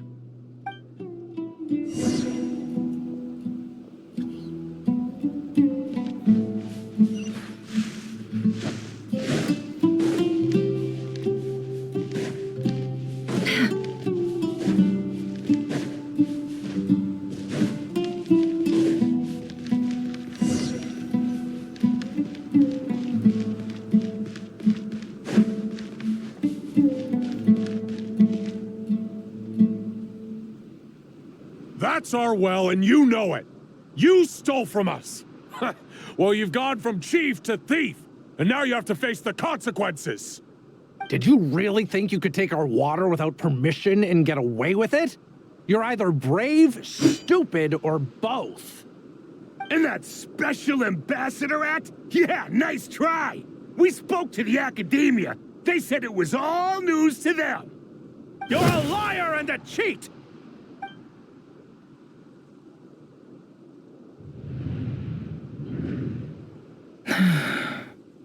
I heard Yehuda gasp, but I don't blame her. Most people are terrified by the sight of blood. Corpses strewn across the ground. The wounds are clearly from scimitars and daggers. The desert dwellers' weapons of choice. There's a handwritten note on the ground. Let's see what it says. Halil, this is Sinuhe, chief of the Shimti tribe. Surely you remember me. I was the one who helped you and your colleagues avoid the quicksand in the desert. This is my second time writing to you. I assume my last letter must have gotten lost in the mail, as I didn't receive a reply. I hope this one makes it to you safely. I'm writing to you because I need some help. That sandstorm the other day completely blocked up our well, forcing me to look for another water source in Iab and Unut territory. It was a matter of survival. Praise the gods. The well of the Iab tribe was intact. It was my last resort. I drew what water I could and left, but not without being spotted. I fear they will retaliate. You told me to write to you if I ever needed help. You said you'd be my ally in the academia. I urgently need you to formally recognize my title of Special Ambassador and send some of your people to assist me for a few days. It's the only way I can convince them that this was the academia's decision and prevent them from retaliating. This is an emergency. Please send help as soon as possible. Looks like this letter never got sent. The writer died a grisly death, and the letter was trampled into the ground. It's badly defaced. Some parts are barely legible. What a ridiculous lie the surviving Shimti tell. Their whole village was butchered over a sip of water.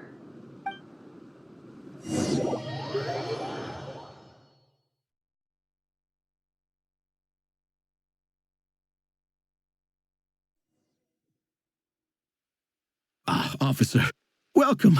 Welcome to our humble village. I thought you would at least have the courtesy to provide some respectable libations. This is the finest wine our village has to offer. I promise.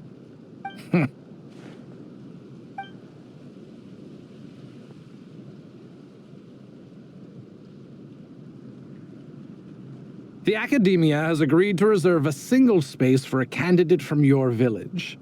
But I remain skeptical of this entire endeavor. I highly doubt anyone in this desert possesses serious academic potential. Please, have faith. If not in us, then in our God. The child we found shows great promise. I beg you, take her away from this place. Give her a chance. Don't let her talent go to waste. I don't recognize her. New arrival? She showed up here a few days ago and we took her in. She's a really bright kid.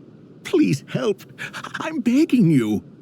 So, where are you from? Nowhere special. Just a sand dune. What about the rest of your family? How many of you are there? Just the one. It's only you? Correct. So, no brothers, no sisters, no mother or father? Any who have slept on a bed of sand, I call my brothers and my sisters. Apart from that, I have no family. All right. Get over here. Sign your name on the form.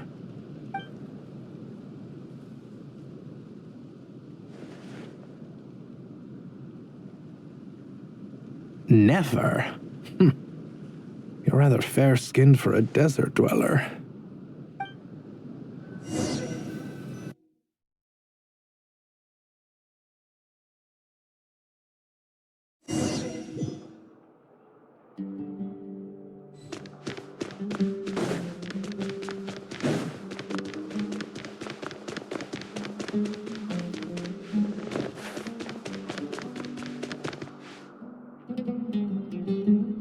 Nefer, this term's assignments have been issued already.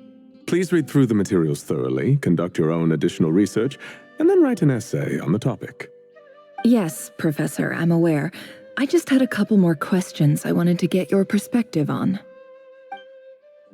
Oh? Please ask away.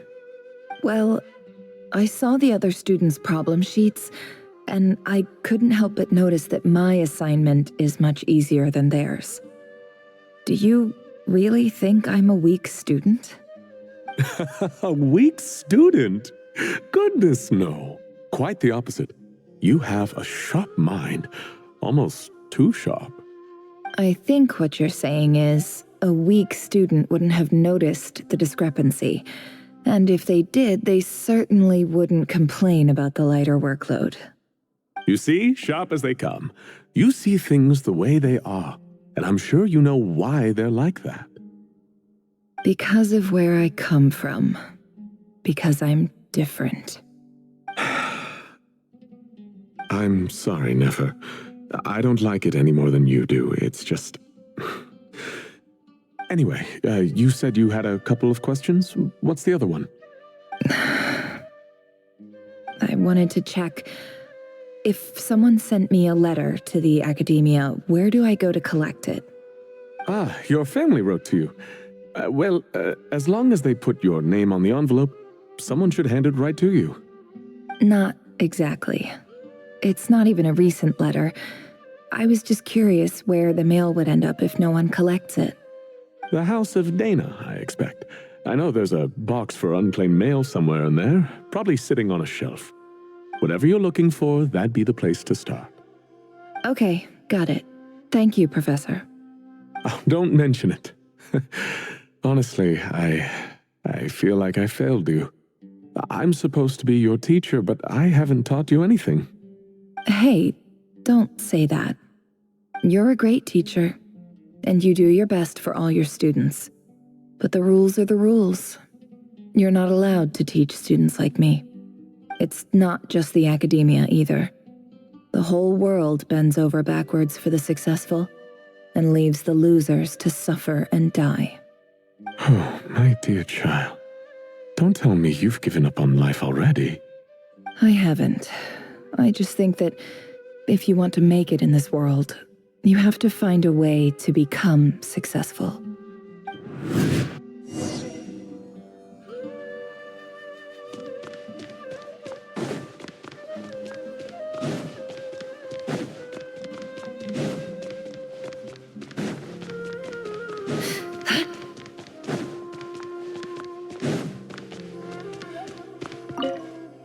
This must be it. A big cardboard box full of unclaimed mail. And probably some letters that ended up here by mistake, too. Let's take a look.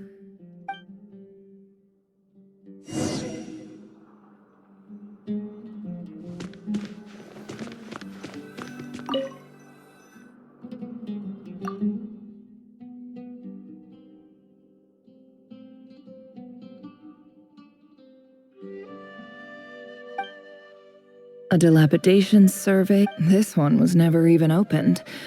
I guess the recipient didn't care. Who was it addressed to? This one is addressed to the Immortisate.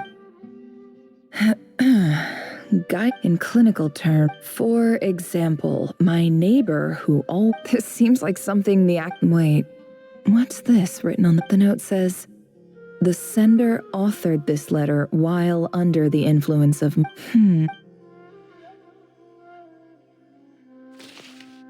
This next one is addressed to... A few words of protest regarding in recent years, the academia has taken on a small... However, it appears to me that these students have not, in fact, been provided with educational opportunities that are, as well as receiving dumbed-down assignments and perfunctory tutoring. They do not even have full access to the Akasha system. Education is the fundamental purpose of this institution, which should go without saying in a nation whose founding virtues. As Grand Sage, policy decisions are your prerogative. I do hope you will give some serious attention to this matter. Great letter. Shame it didn't get to where it needed to go. And the sender is... Sage Cyrus of Spontamod.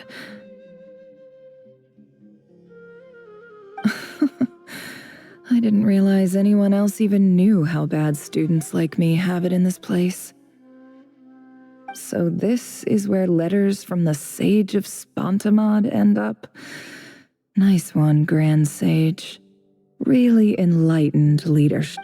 Whatever. This isn't what I came here for. I'm not exactly holding... I can't believe how much discard... I don't believe for 1 second that any human being has sat down... Wait, could this be it?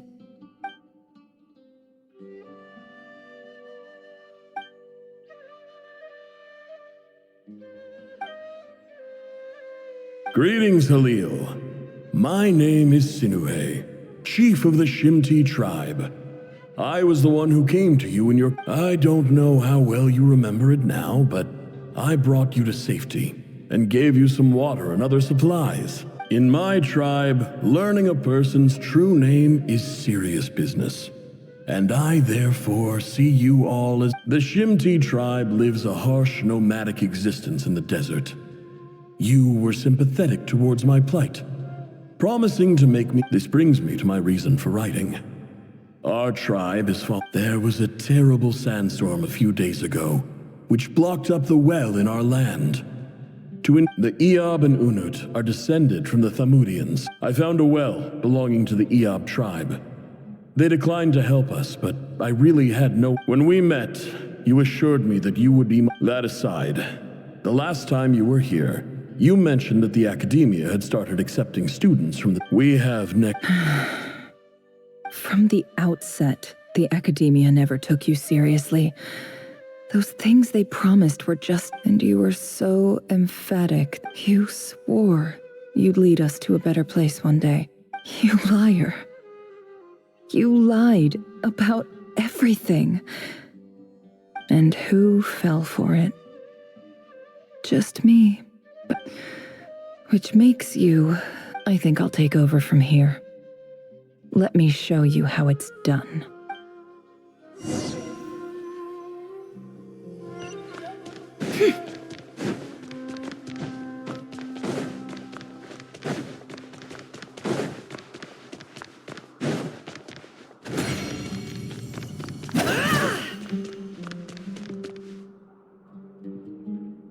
I just came to say goodbye.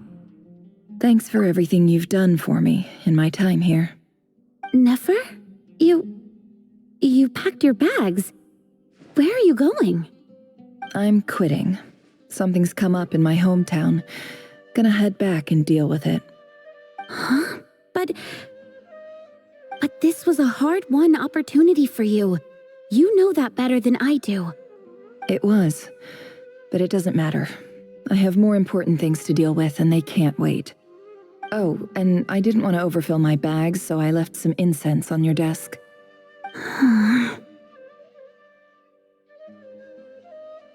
What's wrong? I thought you liked incense. Although, I did read somewhere in the House of Dana that it has hallucinogenic effects.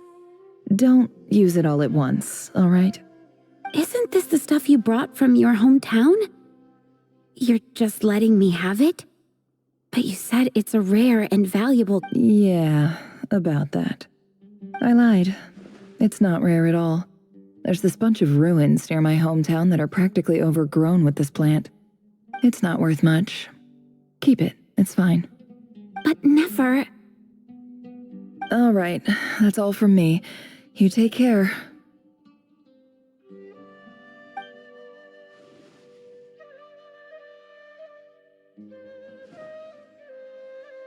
Don't forget me, okay? I mean, we're more than just classmates, right? We're friends. Yeah, I'll remember you. I lied again. That incense is worth a fortune, and it's a rare find even in those ruins. And as for remembering her, I have far too much to do when I get back. No time to reminisce. I'll be lucky if I even make it through this alive. But either way, I expect I'll forget you pretty quickly.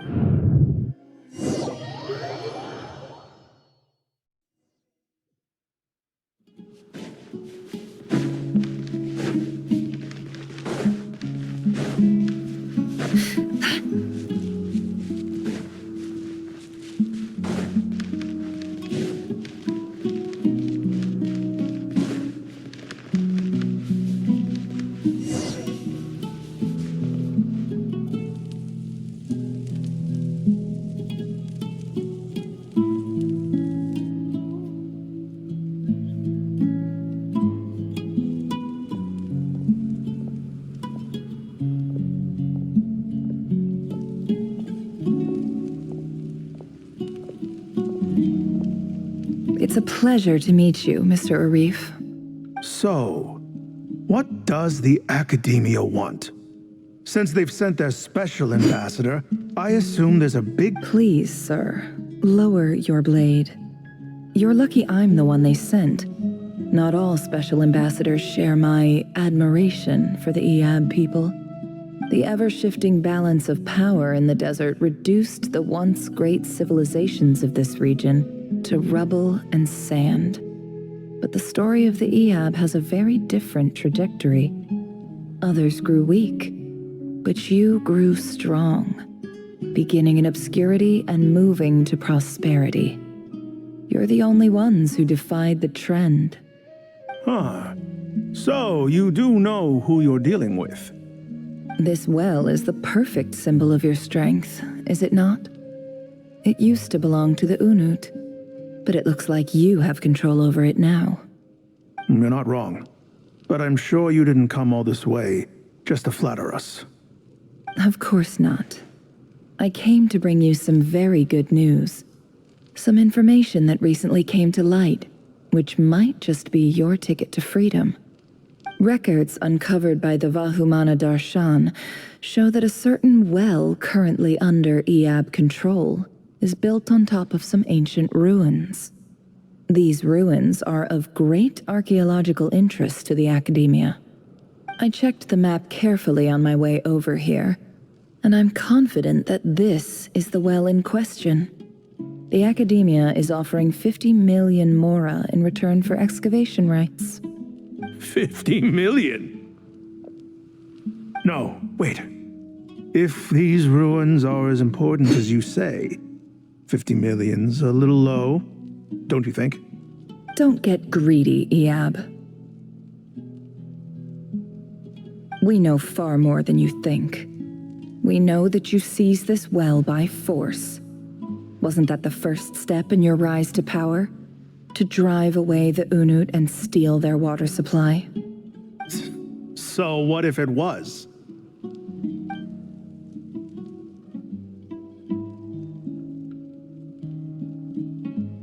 Don't worry. As unscrupulous as it was, it's something we're willing to overlook. The Academia is only interested in dealing with the de facto power holders in the region. I hope I am making myself clear. And I hope your words are the truth.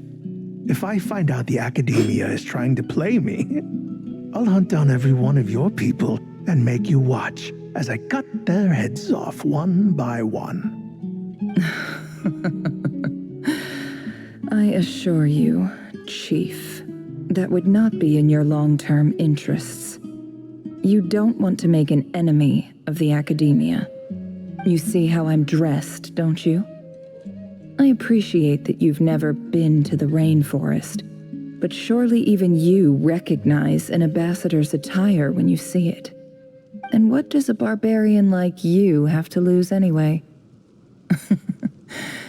You really think the Sumeru Academia would bother to come all this way just to lie to you?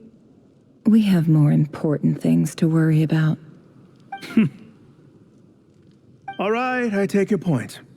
The Academia is the highest authority in the land. I'm sure you're trustworthy people. In that case, we have a deal. We will sell you the excavation rights. I'd like to thank you, Ambassador. This is good news indeed. Excellent news. In fact, it calls for a celebration. Would you do us the honor of staying a while and enjoying some Iab hospitality? Gladly. I am partial to wine myself, and I trust you are as well. So let's indulge in a few drinks together, in celebration of this momentous occasion.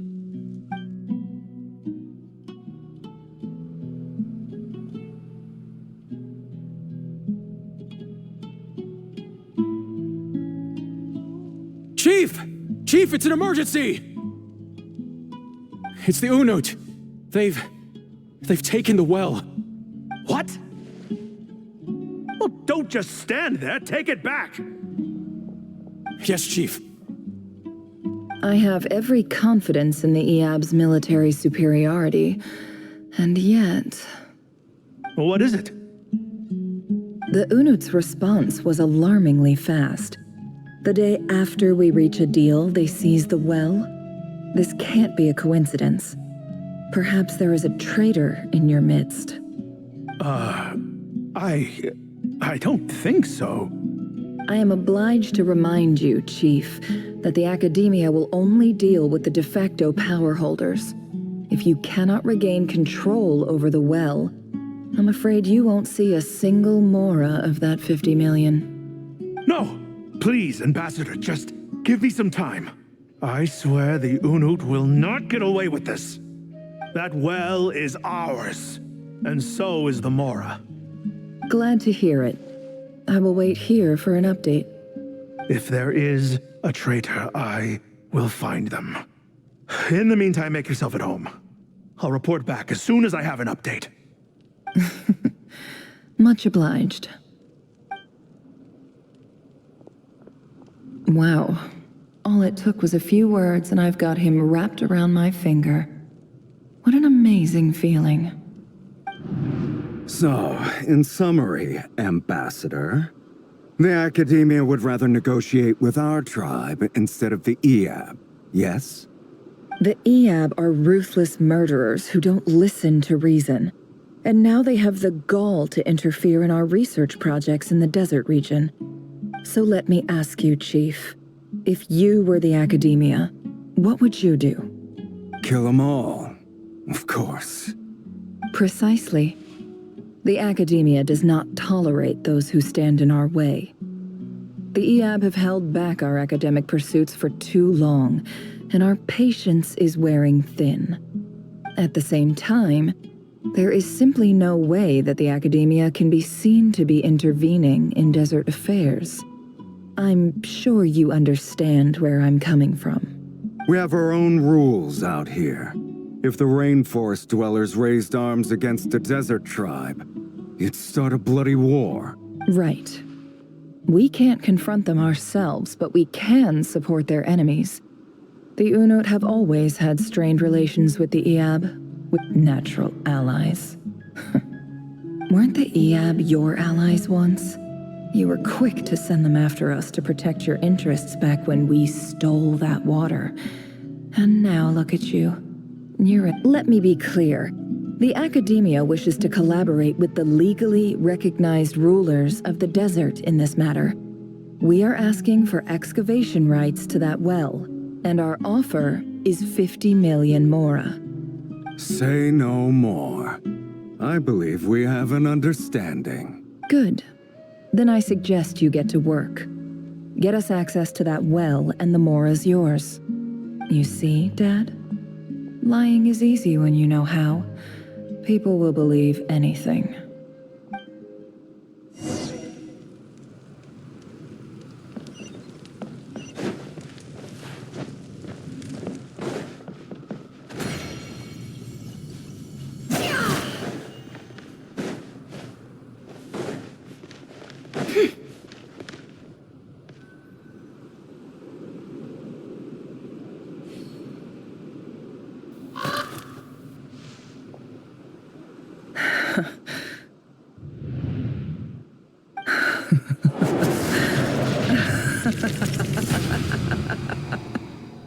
Look at yourselves. You may be vile, savage monsters, but your butchered bodies bleed like any others. You're no different. You're nothing special at all. The monsters who destroyed my home, they're just ordinary, petty human beings. What a joke. I think we're even now. Maybe I've even done the desert a favor. It's a better place without all these people around. Oh, Sinuhe, my gullible fool of a father. Perhaps if you'd been as ruthless as I was today, our tribespeople would still be alive. In this dog-eat-dog world, a chief needs to be tough to survive. But you couldn't do what had to be done. So I did it for you. Nefer, it's okay. All of this is in the past now.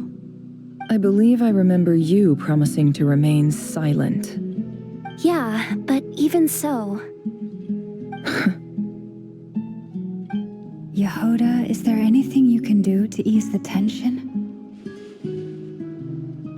Alright, time for a sharp turn onto a completely different topic. So, anyway, that's enough of that. When are we getting out of this place? Feels like we've been walking forever. I'm getting pretty tired. Oh, Alma, you tired? Yes. If we can find somewhere to sit down, I could certainly do with a rest. It's not far now. There should be a temple just up ahead. Yes. Really? A temple? That's where this story ends? I guess that's how things go in the desert. Desert dwellers can never escape their destiny. Or so everyone says. I never wanted to believe it, but looking back now, I'm as desert as they come. You mentioned a temple.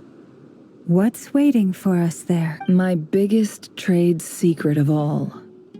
Ah. Then I'm guessing it's where you got your power from. The power to peer into other people's minds. I didn't know you were clued up on any other religions.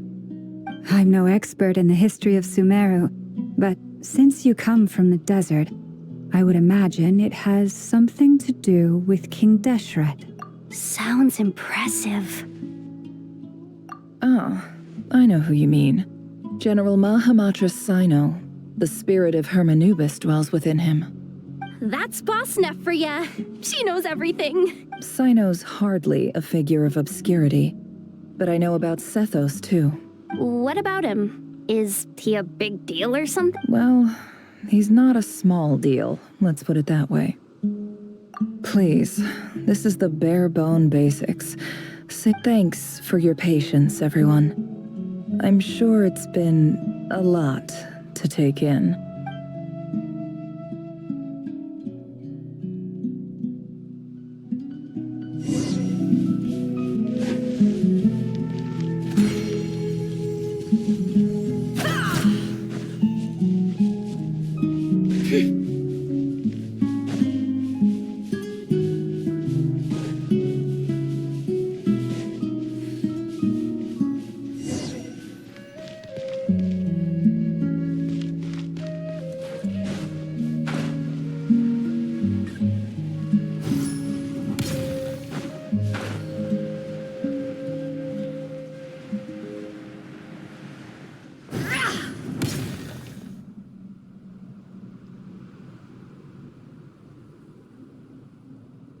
Uh-oh, I'm totally out of my depth here.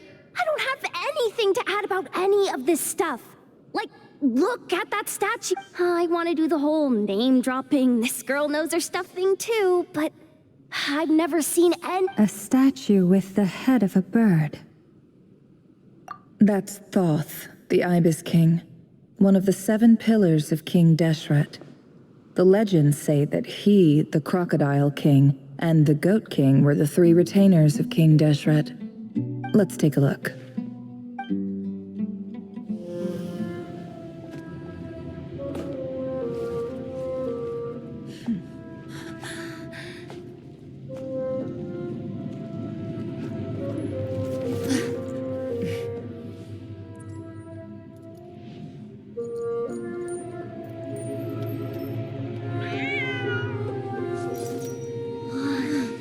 It's just Ashru. So, all is well?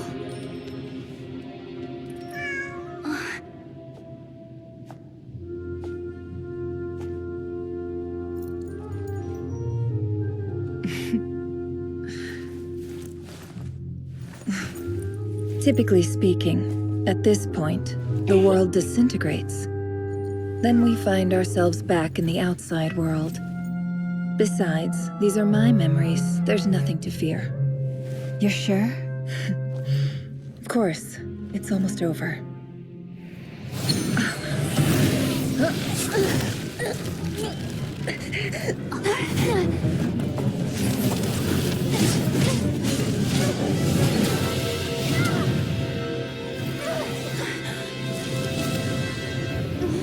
Never! Hey!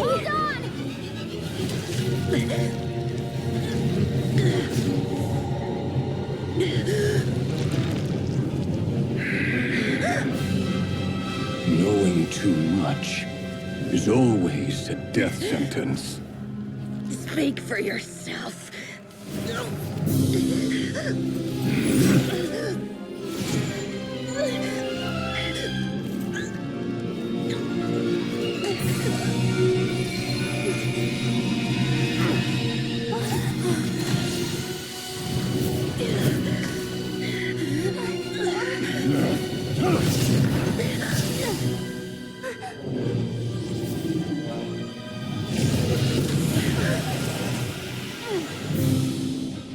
How repulsive.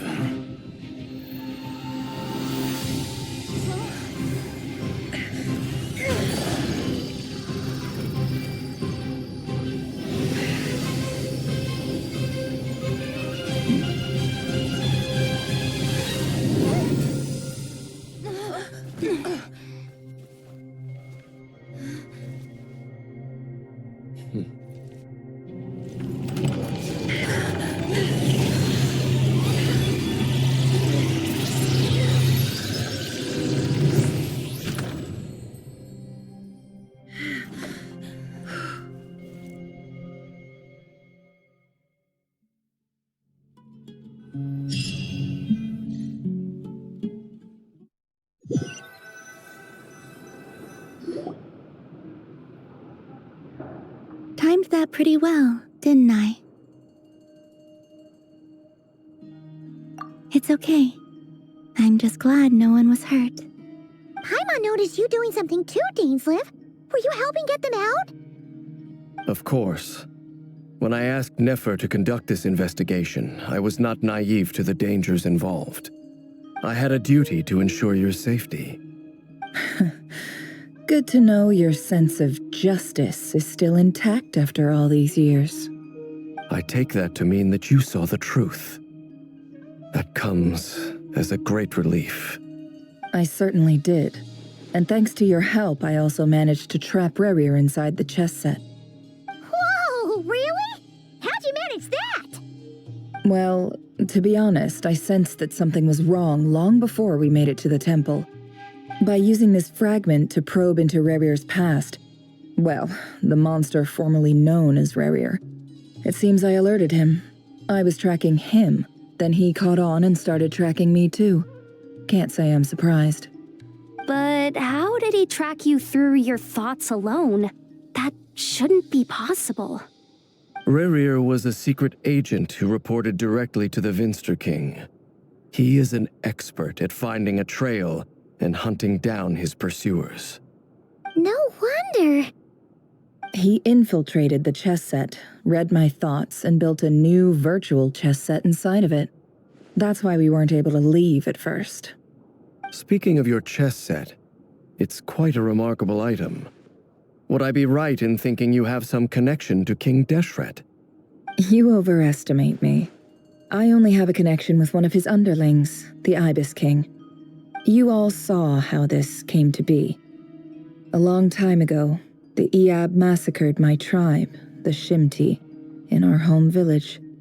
A few years later, I enrolled in the academia, where some new information came to light.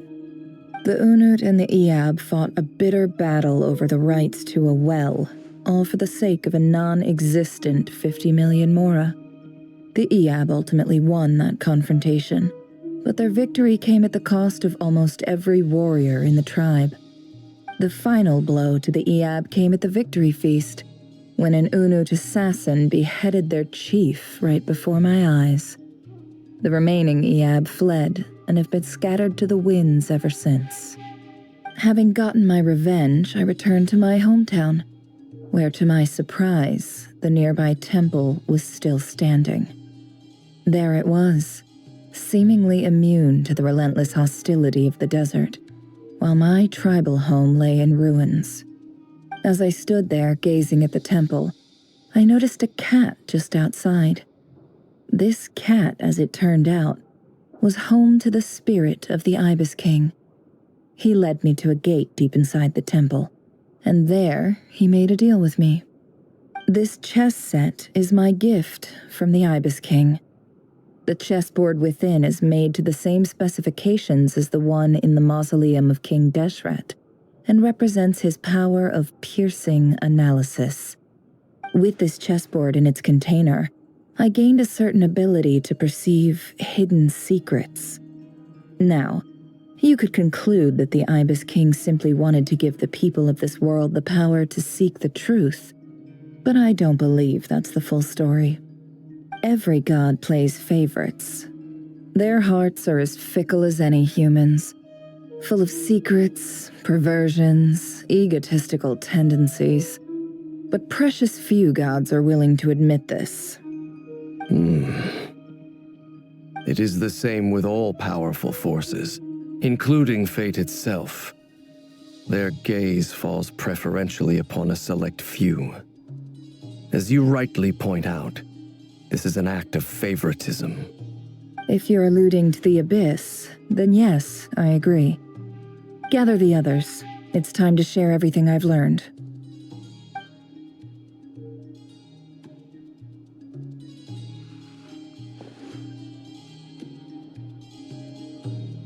Thank you all for being here.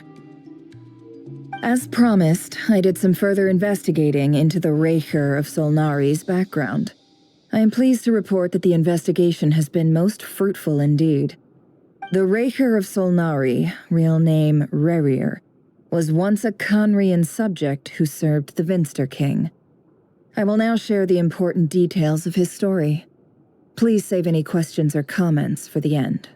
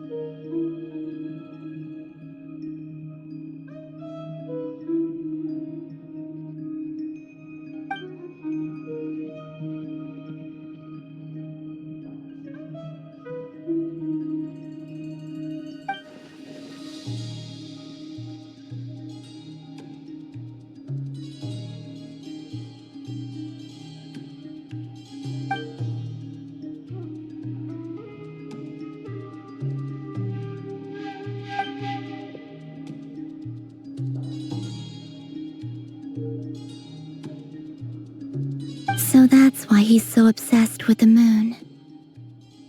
A tragic tale, to be sure. But it does not excuse his many transgressions.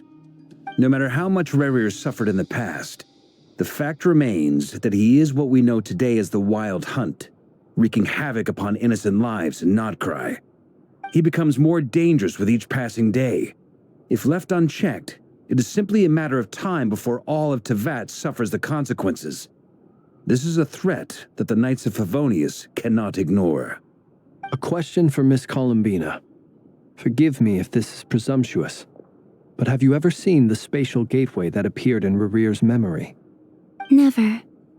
But I have heard stories of something called the Moon Gate, and this seems to fit the description. Miss Lauma, any thoughts on this? In the lore of the Frost Moon Scions, the moon is believed to hold many secrets. Some sources speak of ancient knowledge, others of a gateway to the unknown. The term Moon Gate is one I have heard before, but as is the case with all of our legends, there are no records of any first-hand witnesses. We cannot know whether it truly exists. Then back to Miss Columbina. As a moon goddess yourself, do you have some idea of where the Moon Gate leads to? Not at this stage, sorry. I do hold the power of the Frost Moon, and my strength is recovering well. I can sense that the gate would open at my command, but... But there's more to the power of the Frost Moon than that? Yes. A moon goddess has the right to open the Moon Gate, since it is a path to the moon.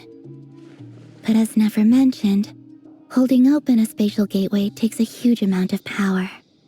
And right now, I need to conserve my energy to fight the Reicher of Solnari. I'm afraid this is one mystery we may have to leave unsolved for now. I agree. Better to save your strength.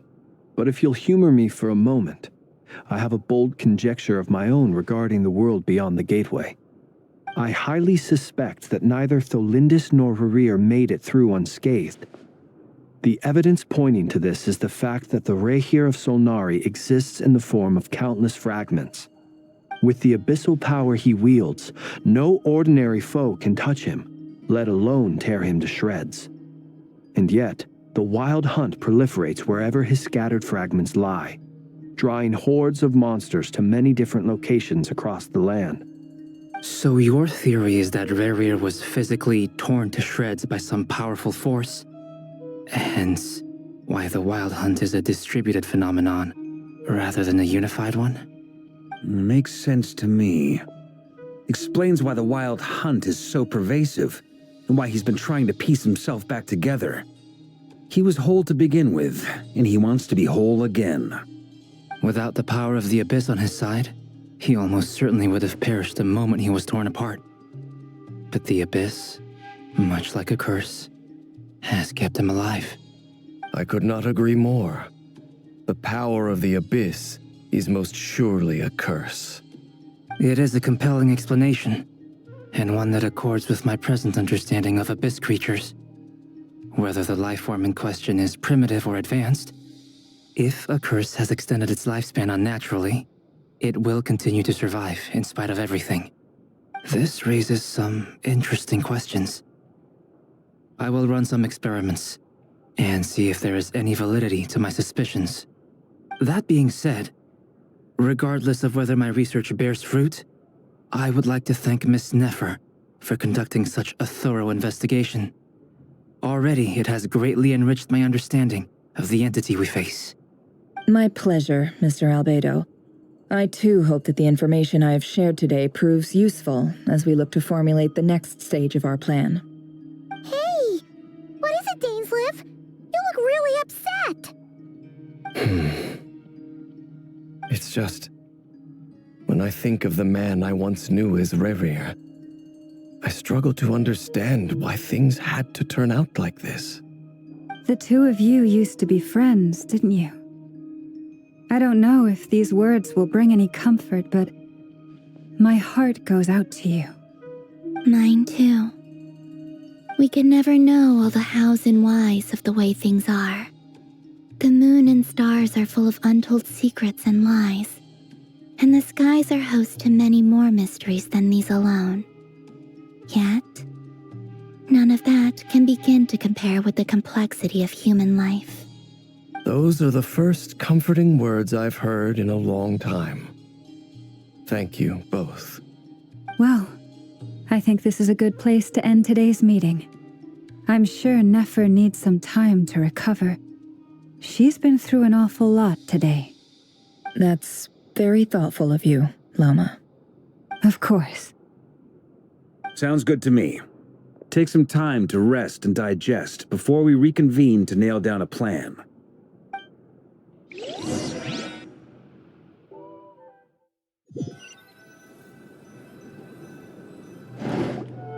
Hey, is this a bad time? Hope I didn't kill the conversation.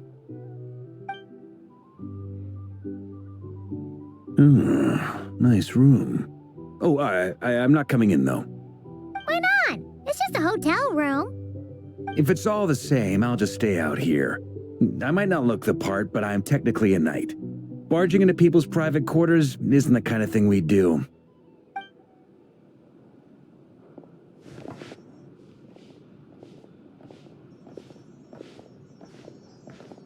Anyway, Nefer went back to the curatorium to get some rest. But before she left, she shared some things with me that I thought you should be aware of. Firstly, although she managed to trap the Rerir of Solnari inside her chess set, there's no guarantee that the power of the Ibis King is any match for one of the 5 sinners. Their powers are beyond our comprehension. It's only a matter of time before he finds a way to break out. We have to come up with a plan and take care of him before that happens.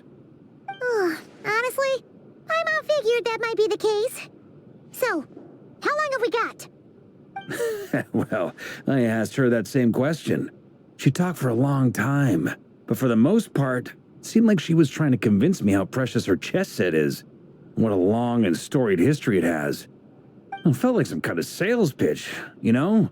The kind where you end up handing over Mora against your will? Anyway, after all that, she finally answered the question. 2 days, at most. 2 days? Holy moly! Can we even recruit enough help in that time? That remains to be seen. Which brings me to the second issue. Dainsleif is obviously conflicted about this whole thing. But given how little time we have, there's no way we can pull this off without his help. You have some history with him, right? Do you think maybe you could talk to him for us? Great, I appreciate it. All right, on to item 3. So, Albedo, Durin, and I put our heads together and came up with a plan. Can't promise it's gonna work yet, but at least it's a start. We figured we'd bounce the idea off you first. We'll explore it further once everyone's recovered. Oh, Paimon's dying to hear this. All right, so here's what we're thinking.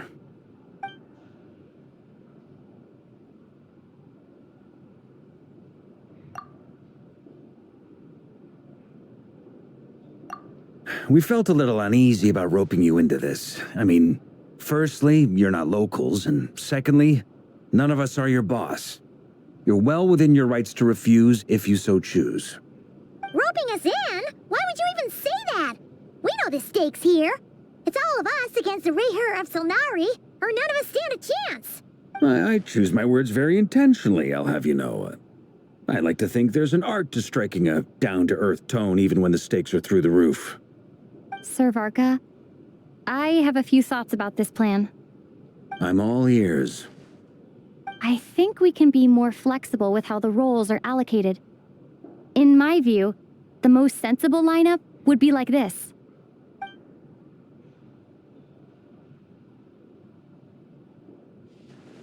I see your point, yeah. But if that's how we're going to approach this, you'd better make sure you're ready. To be clear, I don't doubt your abilities. Far from it. I just want to make sure. Are you really willing to take all this on? I want to do everything within my power. The Rehyr of Solnari is a truly fearsome opponent, and if I do my part, it'll greatly reduce the risk for everyone else involved. Well, that tracks with what I've heard. Jean's mentioned in her letters that you're so diligent it's almost abnormal. As in, most people weigh up the risks and rewards in situations like this. But you seem to just march towards danger without a moment's hesitation. Of course, everyone appreciates a fearless pioneer.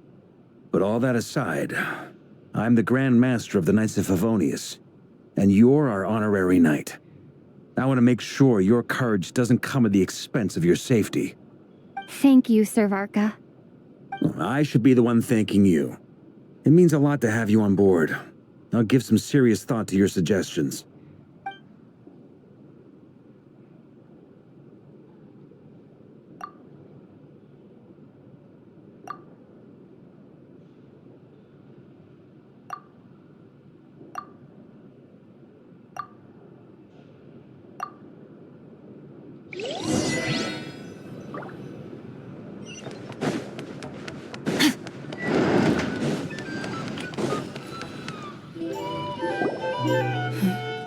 This is a thorough plan, but I do have one last question before we take action. How can we be sure that our enemy won't leave the designated area? Great question. Albedo's been hard at work analyzing Rehyr and the Wild Hunt's behavioral patterns. His conclusions are as follows.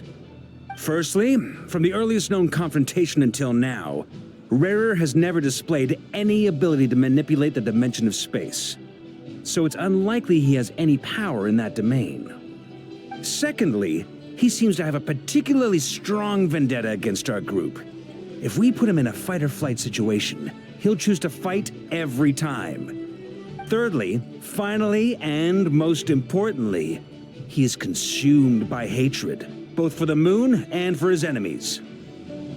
Turns out, we tick both of those boxes. We have a reincarnated moon in our ranks, and a spy who accessed his private memories without permission. He'll be baying for blood, not looking to escape. As someone who's had their fair share of interactions with the Wild Hunt, those all seem like valid observations to me. Understood. Then I will defer to the verdict of the group. Well, everyone, that's the plan in full detail. Albedo... Plan approved. Scheduling. Okay, any firepower you need, I got you covered. Let's light this baby up. The Frost Moon Scions are behind you as well. And the rest of you? No objections? All right, then it's settled. This is the plan we're going with. Next up, an old tradition of mine. Anyone who wants to back out, now's your chance. Wait, we can still back out of this? Everyone says things they regret, right? I don't want anyone feeling trapped because their mouth said yes before their brain had time to think things through. A very people-first approach. I hear that's common practice in the Knights of Favonius. Heh. Who'd you hear it from? D-Luke? Shh. We don't use people's real names at work. This contact will be known only as Owl, please and thank you. This plan can only work if everyone does their part. Flint's and I will absolutely support it. We shall indeed. You'll be glad you accepted our help. Also, you are the last person I expected to see here, Miss Dory. It's not often I get called Dory in a work context. My peers usually call me Lord Sangamabe. So, the longer your name, the higher your net worth. Is that the idea here? In that case, Mr. Flint's here must be worth a fortune. That's right, I know your full name. The walls are thin here. I'd appreciate you keeping that a secret. Okay, fine. I'm actually only here as a favor for someone else. Do you have any idea how much it would cost to hire me otherwise? Oh, does this mean someone out there actually has the power? It most certainly does not. We have a long-standing and mutually beneficial business partnership. She's actually the mom of a friend of yours. Said mom supplied me with a great little trinket, but now that lady's ruined everything. If I don't start building a little goodwill now, my whole business in Nod-Krai is gonna go down the drain! Okay. So what exactly is so special about this pendant? It's a lucky charm that a great mage made for me. We have a business relationship, and she was worried that something bad might happen to me. So, she wanted me to have something that can store power to protect myself with. I finally got it all fully charged up with Kuvaki, and then never went and used it all up at once! Never lost so big in my life! You're right. It was all my fault. I didn't mean to drain all the Kuvaki in the pendant, but I'll make it up to you. You will? Well, in that case, how about you give me your chess set, and we call it even? I knew you'd say that. Well, it's yours if you want it. In fact, take it now, and I'll even throw in a free Raker of Solnari. Deal? You're putting me in... It's a very useful thing to have around, but I have a funny feeling it won't be around much longer. Looks like bankruptcy for me. Hey, don't be so pessimistic. See this through and you never know. You might find a new business opportunity on the other side.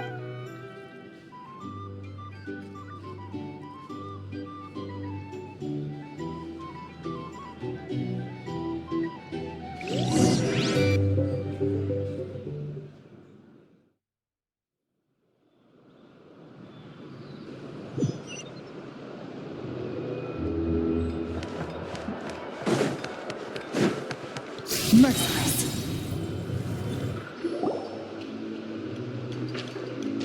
Dory! How are things going? Feeling ready? Oh, I was born ready. We only have 2 days. You think Lord Sangamabe would let him... Don't forget, when something's in high demand, the people with the goods on hand get to charge the highest... Ta-da! See? It's right here. Ah, it's so pretty. Did you make it? No, I have a supplier. We go way back. Also, he made me a very attractive offer. Aha! No wonder you were talking about lucky charms at the meeting. You've been getting Kaveh to make them for you. That's not the full story. It actually started a while back as a project between me and the Dendro Archon. Mage Alice once warned me that this world won't stay safe forever.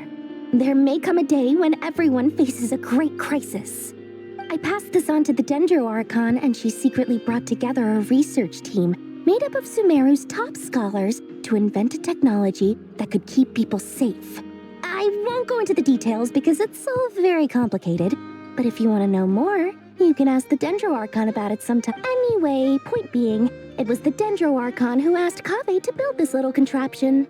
As one of the top Kashara War talents, he was the obvious choice. Took him long enough. He stressed over it for ages. Must have gone through at least a dozen designs before producing a final product. But that's Kaveh for you.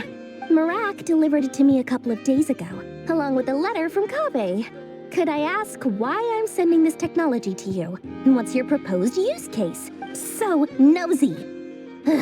My fault for sending him the research permit to begin with. Surely Nahida must have told him you were involved in this project. He was probably just nervous because you're always so secretive about your business. Could be. Anyway, I just replied, let's hope there never has to be. Fair enough.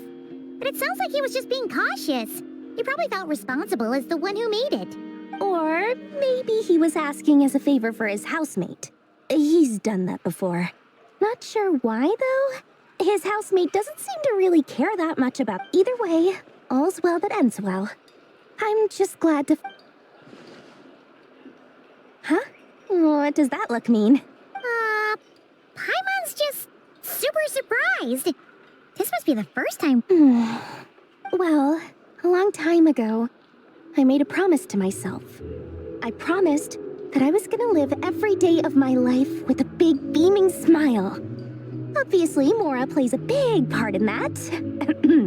But there are always gonna be times in life when you have to give something back. That could mean paying back a debt, returning a favor, or showing some kindness. Alice has been a huge help to me over the years. She was the first investor I ever had.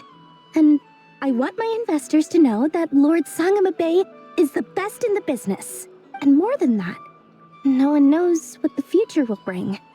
Whatever happens, I want to make sure the Dendro Archon and all of Sumeru is prepared to face whatever comes. Oh, that?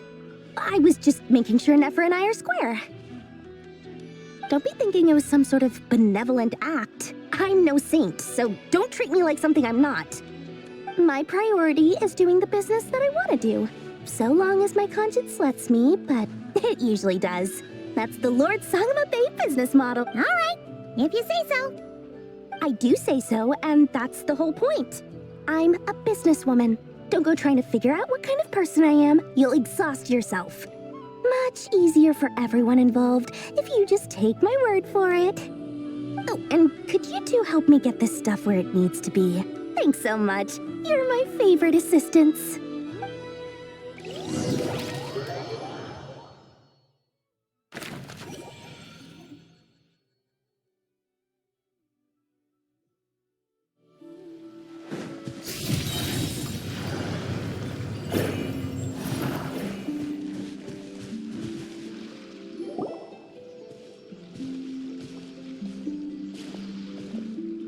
Traveler, Paimon, it's good to see you. Everything going smoothly over here? Sort of. As you're probably aware, Varka, Diren, and I captured some abyssal creatures from the Wild Hunt. Per the plan, we dissected and analyzed some samples of these creatures. The process went very smoothly. The findings, however, come with some troubling implications. What? You can actually dissect the Wild Hunt? That depends on your definition of Wild Hunt and dissection. Harmless, lifeless. These words are accurate descriptions. The Wild Hunt is an interesting phenomenon. In and of itself, it doesn't seem to possess anything akin to a human personality. But taken as a collective, The medium through which the Wild Hunt is summoned does appear to have a soul. Master griped a lot about the wise Horoptetyr, and seemed somewhat fascinated with the foul Certology. But she barely mentioned Rerir at all. I don't think that was because of his lower social standing, though. Anyway, it's a pity.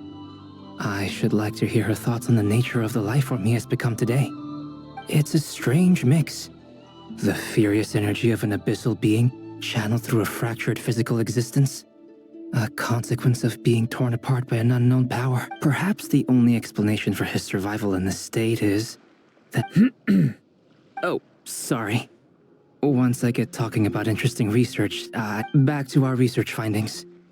Essentially, they confirm my hypothesis.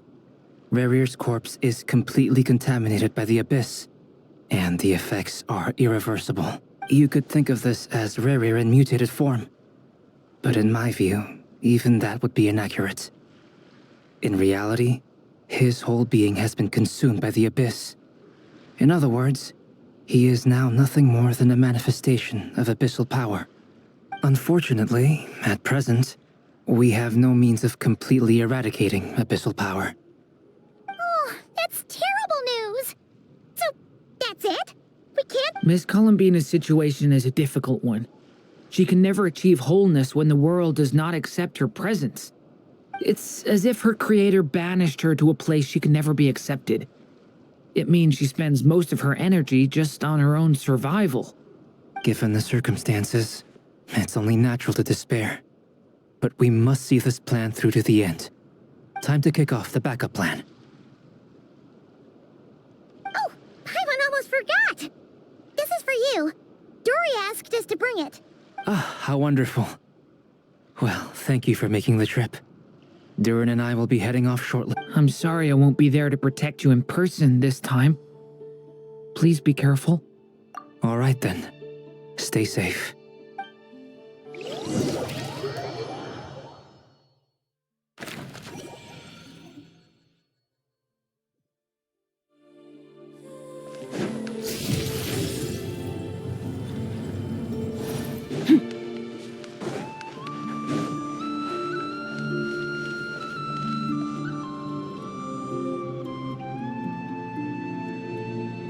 Miss Lauma, is everyone here?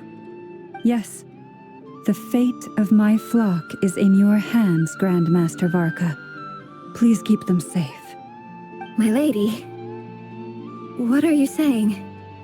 Within the next 24 hours, we will face the biggest crisis the world has ever seen. This is not a burden that we deserve to bear, but I believe that we reap what we sow in this life. So I intend to act. I must do what I think is right. For me, that means fighting for the future of Nod-Krai. This gentleman is the Grand Master of the Knights of Favonius, Varka, Knight of Boreas. In my absence, please follow his lead. Hey, everyone.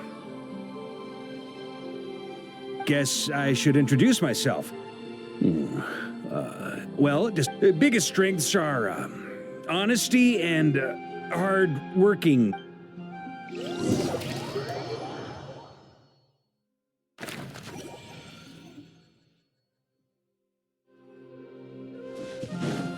Fearless.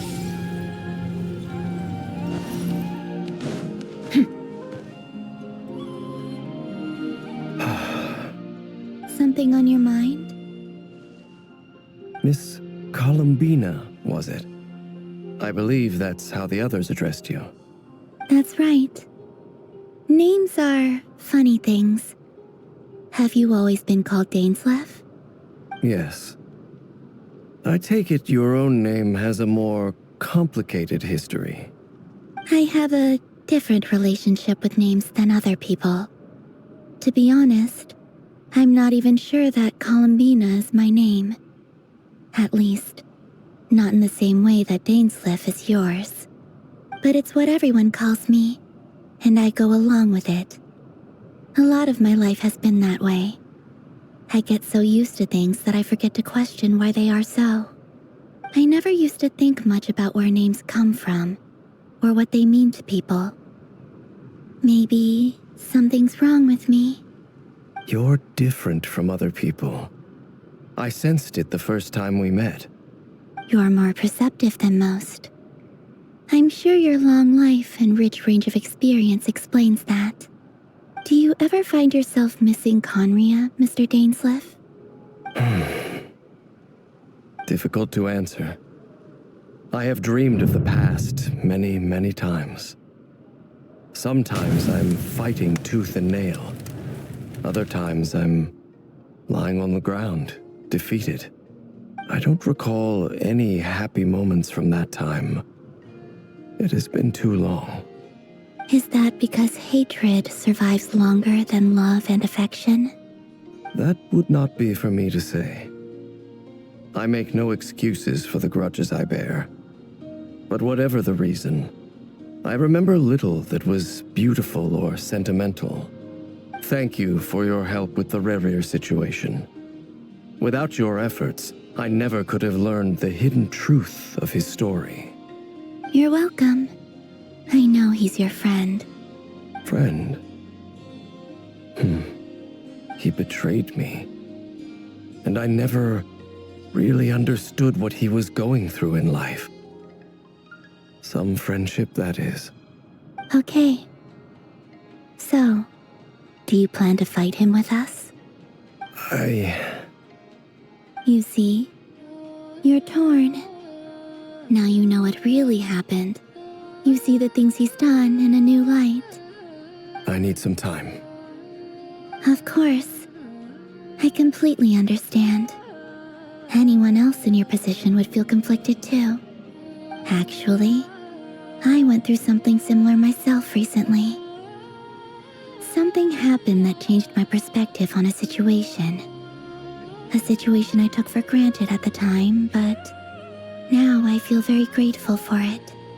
You mean the Harbingers who still support you, even though you've left the Fatui? Yes. I always thought they were only helping me because Harbingers are forced to work together. But then I abandoned them. A warrant was even put out for my arrest. And even now, they still support me. Which means I was wrong about them all along. Clearly, they view you as a friend. I feel a little guilty now. I regret not seeing her help for what it was, and not treasuring it. I see the guilt that you're feeling now, because I feel it too. Hopefully, talking about it will do us both some good. Have you noticed that the Traveler and Paimon are over there? I think they've been listening. Huh. Shall we say hello? Sure. Hello. Ah! They caught us!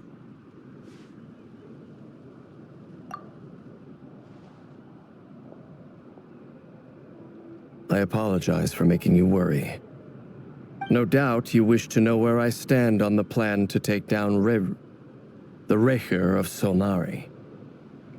I'm afraid I need a little time, but I will seriously consider joining you. You will? Oh, thank you so much!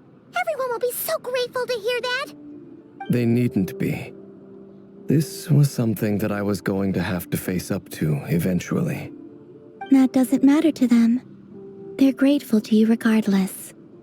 You can't control their gratitude, so just accept it. And then, have a think about whether you're willing to join us.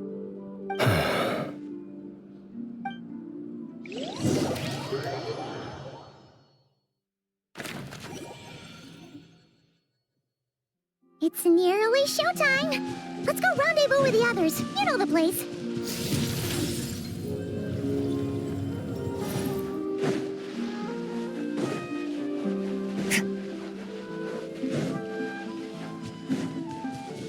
Merciless. Ah, you're earlier than I expected. Hey, Flint's! Been waiting here long? Not too long. I came a little early so I'd have some time to think. Are you nervous about the battle? Quite the opposite. I'm reminiscing on my past battles. When I was awakened by the Radniki, I had not touched a weapon in many years. I felt like the battlefield was not where I belonged.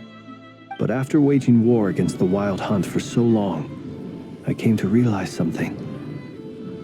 A life of absolute peace is simply not a possibility for me.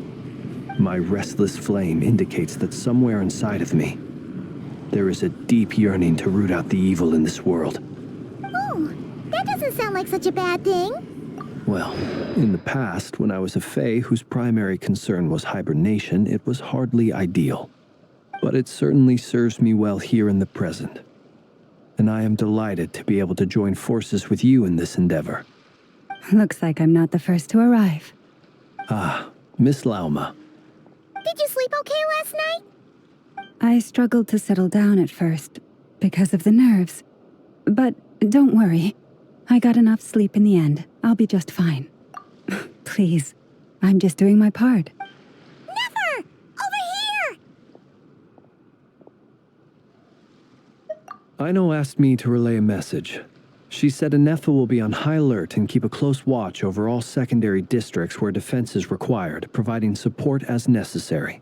Meanwhile, Aino herself will provide range support to us directly, using her latest invention. Excellent. My thanks to all involved. The chest set's looking a little unstable. It won't hold him much longer. We should be prepared to engage at a moment's notice. No sense sitting around waiting. Let's make the first move while we still have the option. I agree. Paimon, find a safe hiding place. Got it! Be careful, Traveler! I will.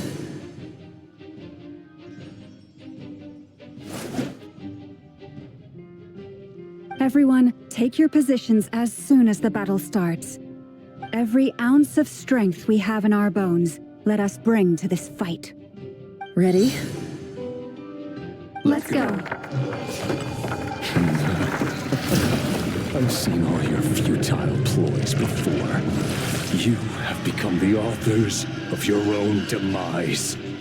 I wouldn't be so sure about that.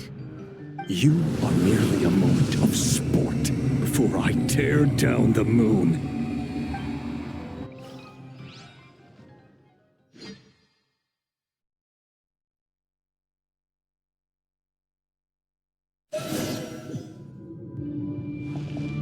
Stay on your toes. Yep, you too. Let me help you guys. Big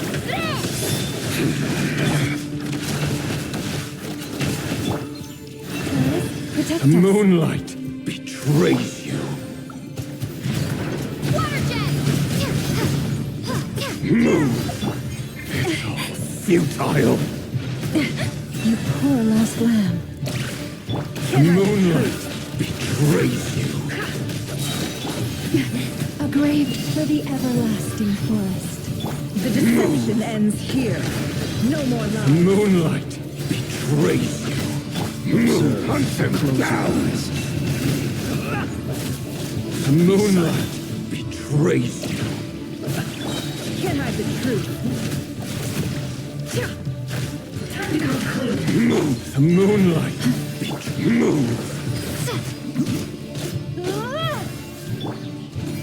Hunt them down. It all adds up. Pathetic. Hunt them down. With one heart, we pray. Branch into song. Can't hide the truth. No more love. Moonlight. Close your eyes. Raise to dust. Move. Be silent. Observe. Moonlight betrays you. Leave this place. Move. It's all futile. No. For the everlasting Hunt them forest. down. Forest, protect us. It all adds up. Began with the moon, and so shall it end. The moon will protect you.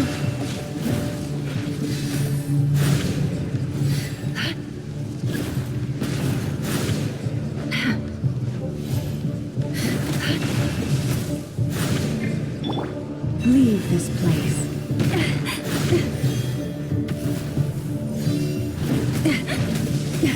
A grave transgression.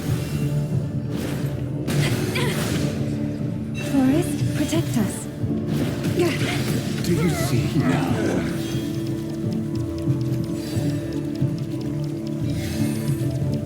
Vedrfolnir, when will it be as you foretold?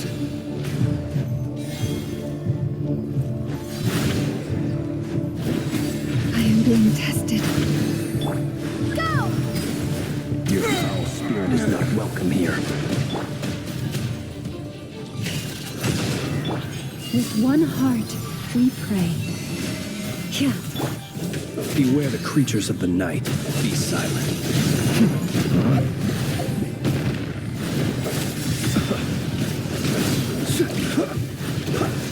Move! Water jet! By the frostman of old. Hunt him down! No more lies. The deception ends here.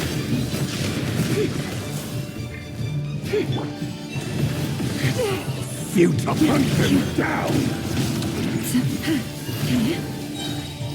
With one heart, we pray.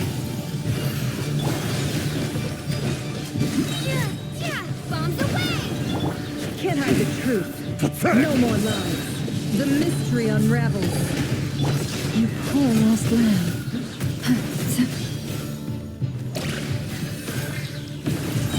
Stay your hand. Futile. For the everlasting forest. It all adds up. Pathetic, hunt him down! Can't hide the truth. Close your eyes. Moonlight! Futile! Close your eyes. To dust. Be silent. Pathetic! You poor lost lamb. With one heart, we pray. No more lies. Seek within. Futile, hunt him down! Water jet! Leave this. A grave transgression.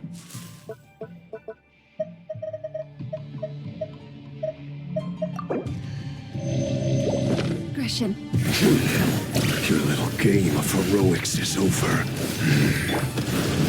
Who wants to go first?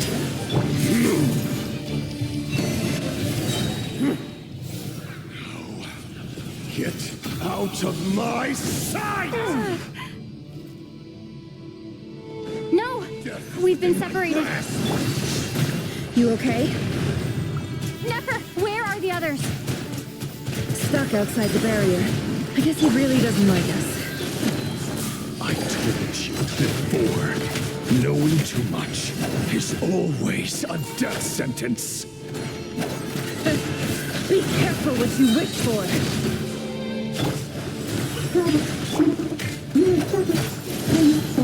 Lala! Can you hear me?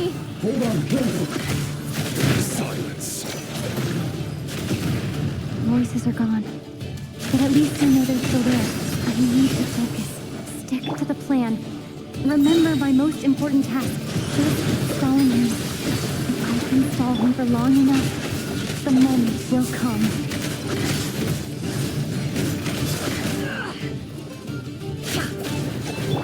Water jet!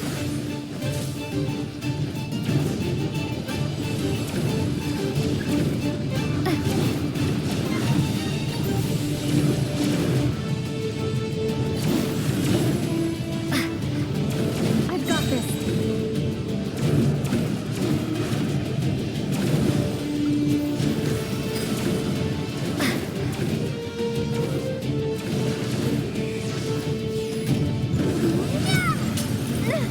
The shield's broken. I can't keep this up. Don't push your luck. Your death is within my grasp. Can't hide the truth.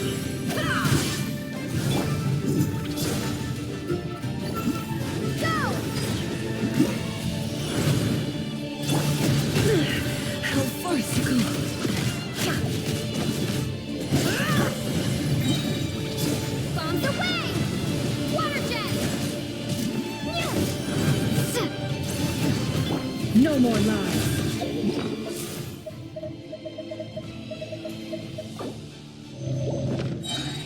The mystery unravels.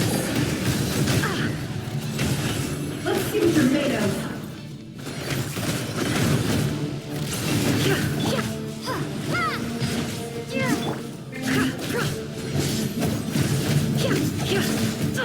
Absurd. It all falls into place. Seek within. Water jet!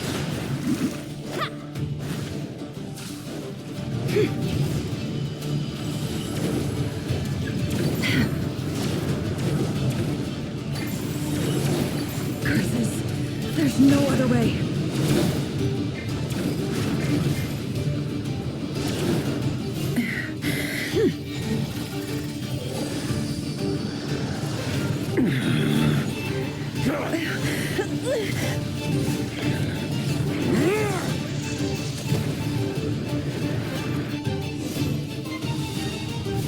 The only way to defeat Rarer is to borrow his own power. That means Columbina will have to disappear while you two bear the brunt of his attacks. You have to hold on. Find a way to keep him focused on killing the two of you.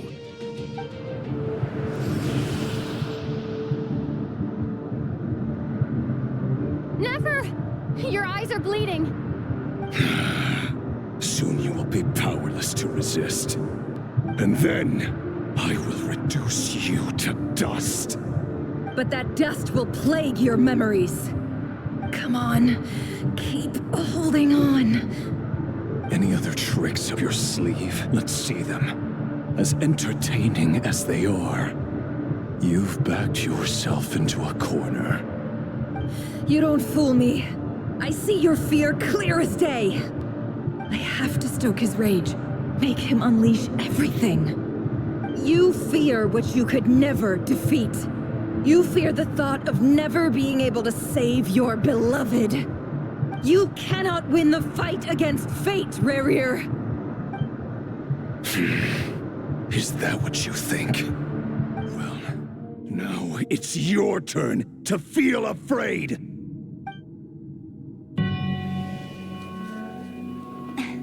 You fear the sound of your own name? Is it us you hate? Or is it what you've become?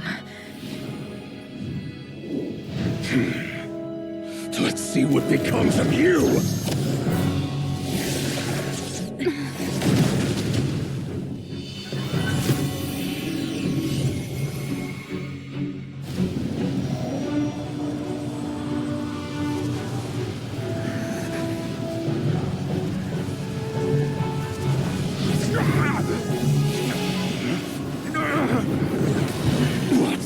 Happening? That power. I've seen it before.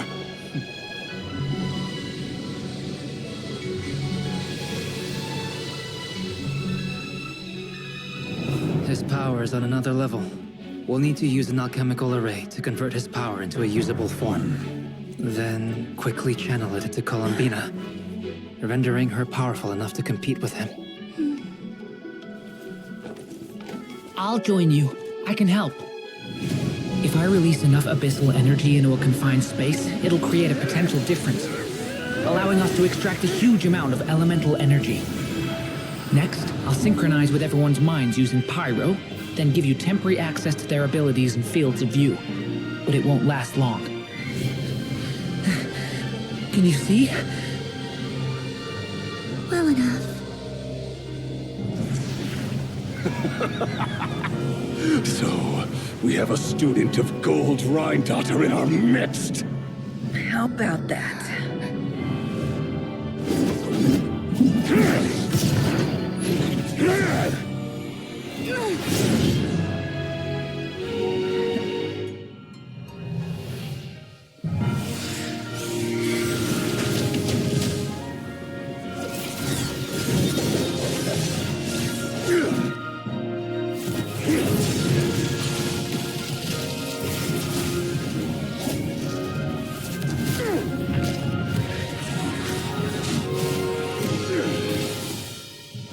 You use my own power against me?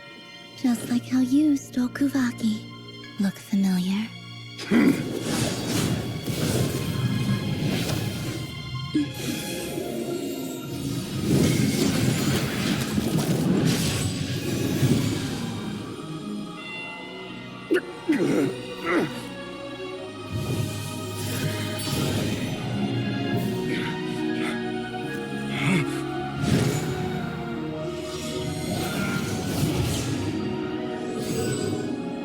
Don't you realize?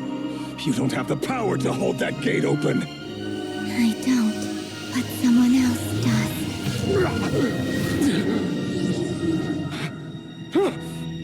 Goodbye, Rerir.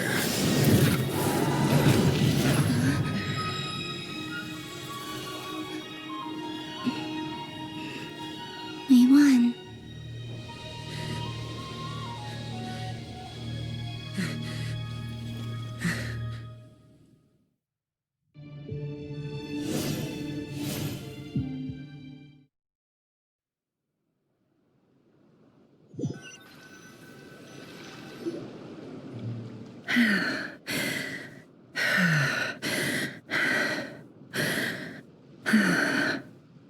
Nefer, how are your eyes?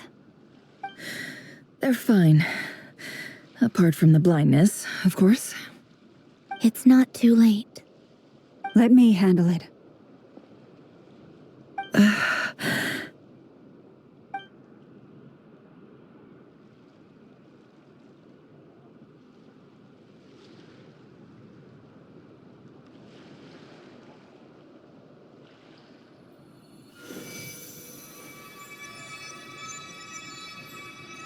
Miss Nefer, it's not like you to lose your composure. That was the most reckless thing I've ever seen you do. Reckless how? The situation was critical. Our lives were at stake. We had to do something. Even so. Okay. I guess you're right. Under the circumstances, it was a wise decision. You traded your eyes for an incredible victory. In business terms, I suppose that's a huge return on investment. I'd be hard-pressed to argue otherwise. Still, I don't like this outcome, and I don't want you to lose your sight for good. People suffer when they make sacrifices they shouldn't have to make, whether that means faith, strength, or in this case, your ability to even see. I had hoped you could win without sacrificing so much as a single hair on your head. Thank you. Really. All done. Don't try and open your eyes just yet. We'll see how you're doing in a couple of days. Until then, please follow your recovery plan to the letter. I'll send full details through Yehoda. For now, just get yourself home, relax, and rest. My dear friends, we have fought bravely and achieved a spectacular victory. A dark cloud has been lifted from the skies of Nod-Krai. All in this land will be grateful for what you have done. The moon will remember this day. Thank you both.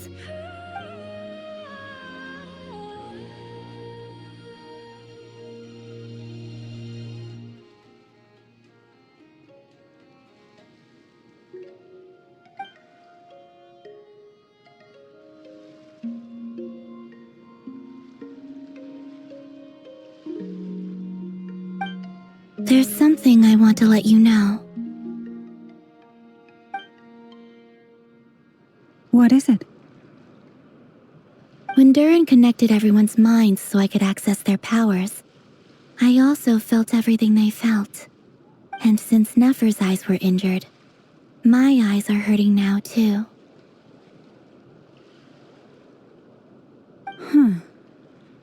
Hold on. Let me try. I only feel the pain. There's no actual damage. I just thought I should tell you. You're right. There's no damage. That's a relief. But I must say, I'm surprised to hear the Kutar share something like this with me. In the past, you never used to open up about yourself. Things are a little different now from how they were. I'm learning to share how I truly feel with my friends. Friends? You have no idea how glad I am to hear that.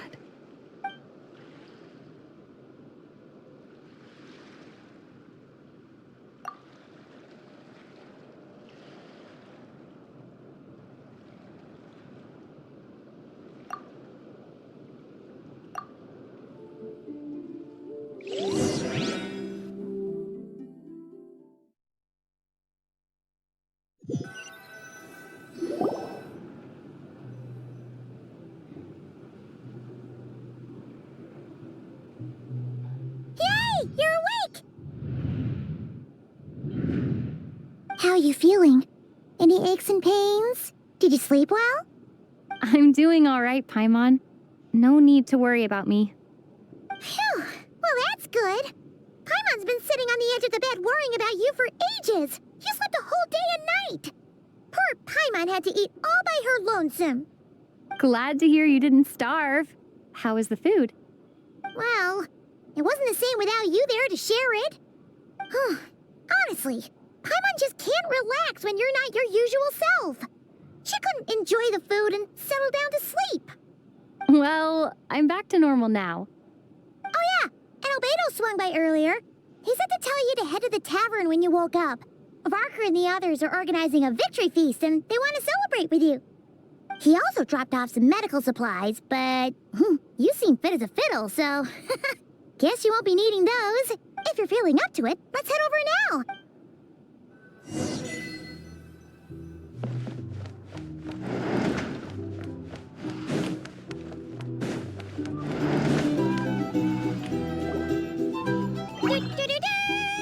We're here! Oh, Traveler and Paimon! Perfect timing! We were literally just saying how there's no way we're holding this victory feast without you any longer, and we would have postponed it till tomorrow. How are you feeling today?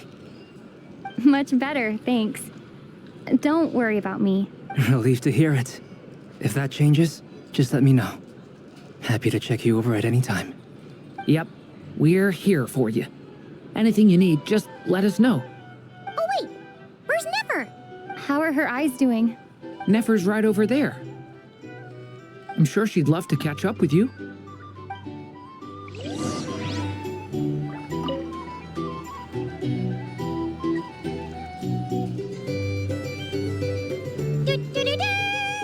We're here! Oh, Traveler and Paimon! Perfect timing! We were... How are you feeling today? Much better, thanks. Relieved to hear. Yep, we're here. Oh wait, where's Nefer? How are her eyes doing? Nefer's right over. I'm sure she'd love to catch.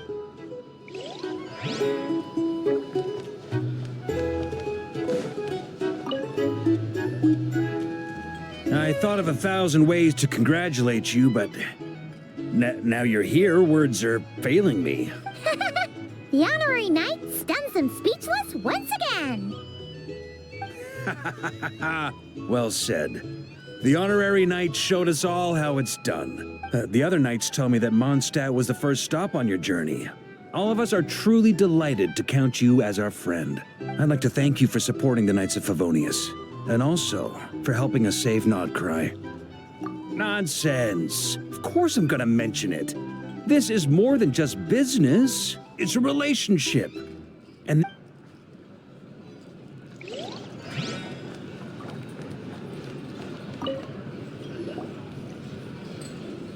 Nefer! Traveler, Paimon, are you recovering well? Turns out that moon chanter has some real talent after all. My eyes were mostly recovered after just a couple days' rest. I can actually open them again now. Yeah, but you gotta be careful. Lauma says not to strain your eyes while they're still healing. Yes, thank you. I'm well aware. Yehoda, could I borrow you for a moment? I could do with an extra pair of hands. Oh, sure. Coming. Did you hear that? I gotta go help Lauma for a second. You guys chat among yourselves. I'll grab us some drinks on the way back. Paimon, you still like 'em sweet? You bet.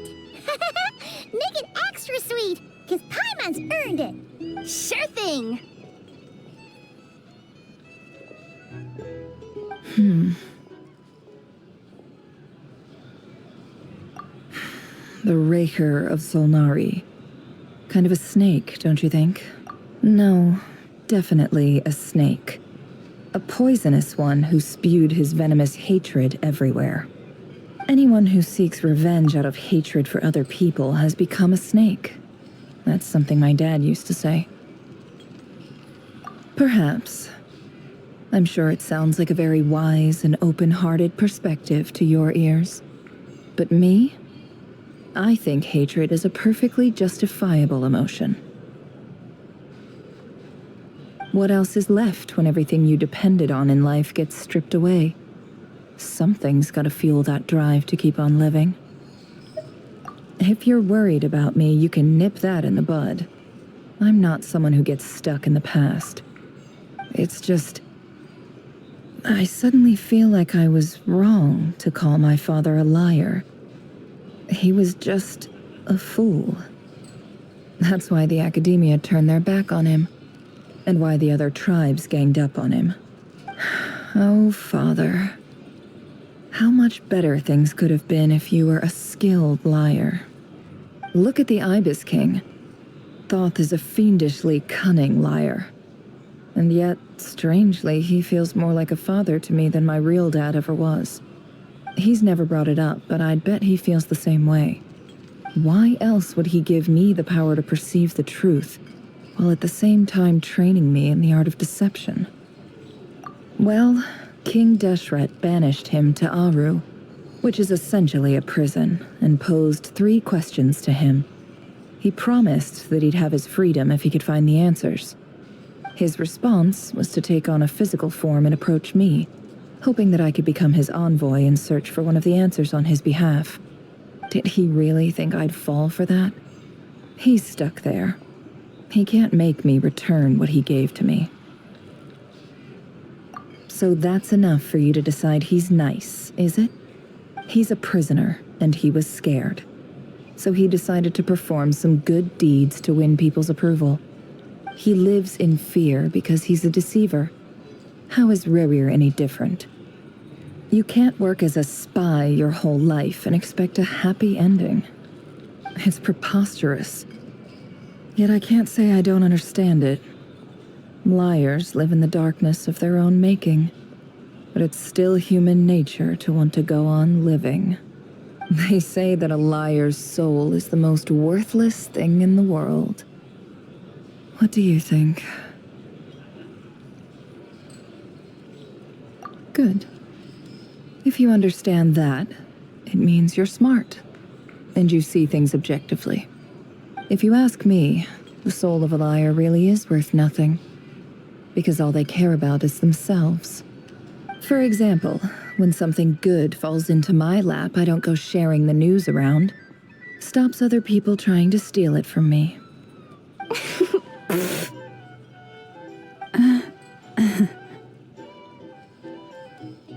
So be it. They have sharp ears. I can't keep anything from them. Wow, is that what it looks like? Well, you all know my past now, and I can't simply eliminate everyone who knows too much. So I guess I just have to put up with you. For the foreseeable future, at least. When you find yourself in a situation you can't control, the safest play is to keep calm and start monitoring everyone involved like a hawk. In the intelligence world, you need to have a sense of perspective and play your hand accordingly. If you understand what's at stake, please ensure my secret is safe with you. I trust you'll respect my wishes as a friend. But don't forget, I will also be watching you like a hawk. Very good. Oh wait! Now that the panic's over and we've all calmed down, Paimon suddenly remembered something. After all that build-up, our mystery ally never showed up even once.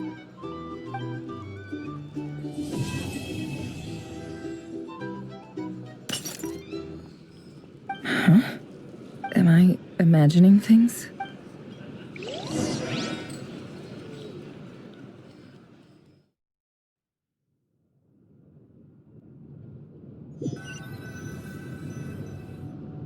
So, That close colleague who stayed behind with you? What's he been up to recently? Don't know, don't care. I get more normal human interaction from hanging out with Bosco too than him. Although, now you mention it, he hasn't bothered me in a while. I wonder if... If he's disappeared without a trace, it's the biggest gift he ever gave to the world. But I somehow doubt that's what's going on. He won't lie low forever. So we'd better stay on guard.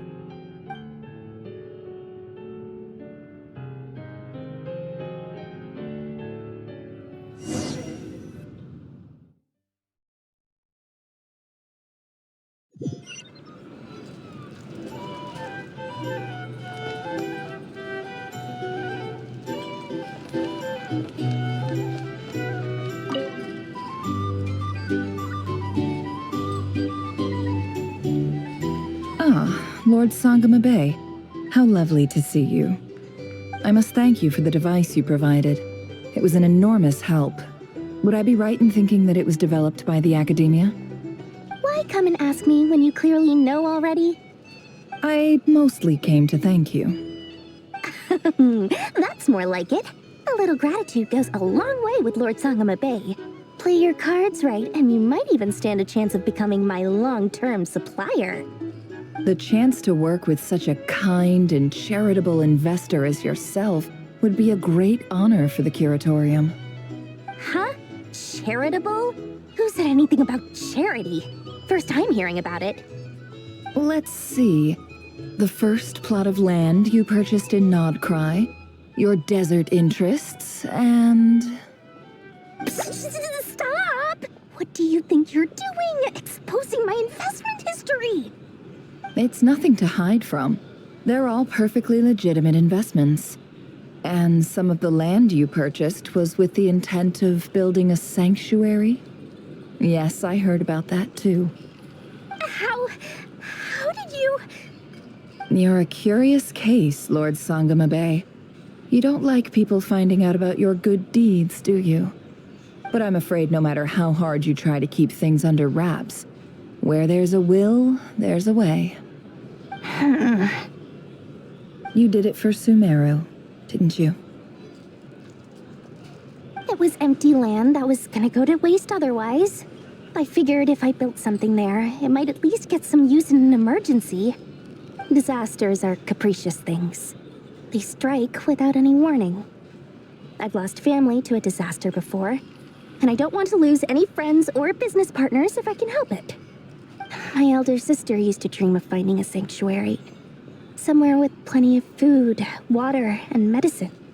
Where everyone could live happy lives.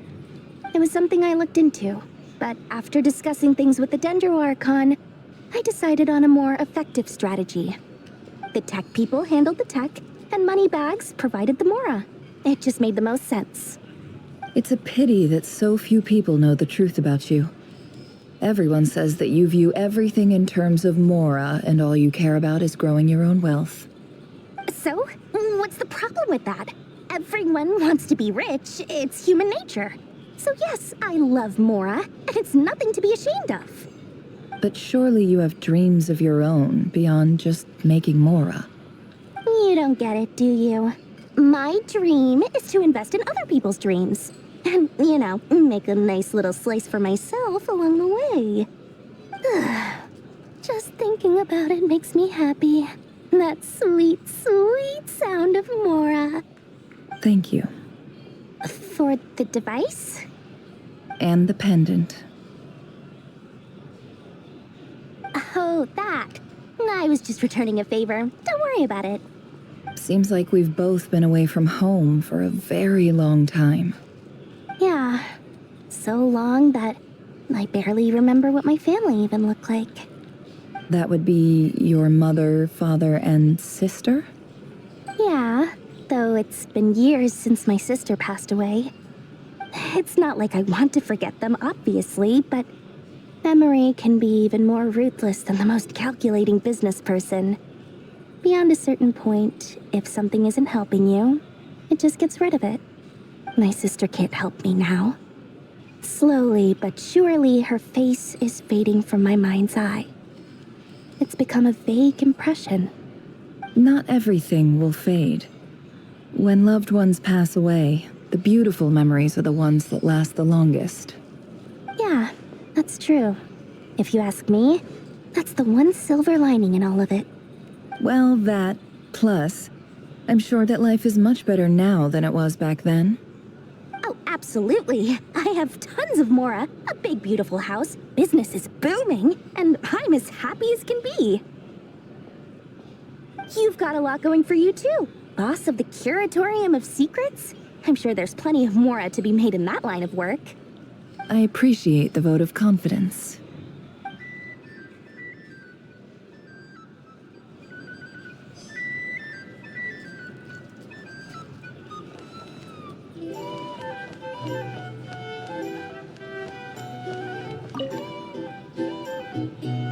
How have you been holding up?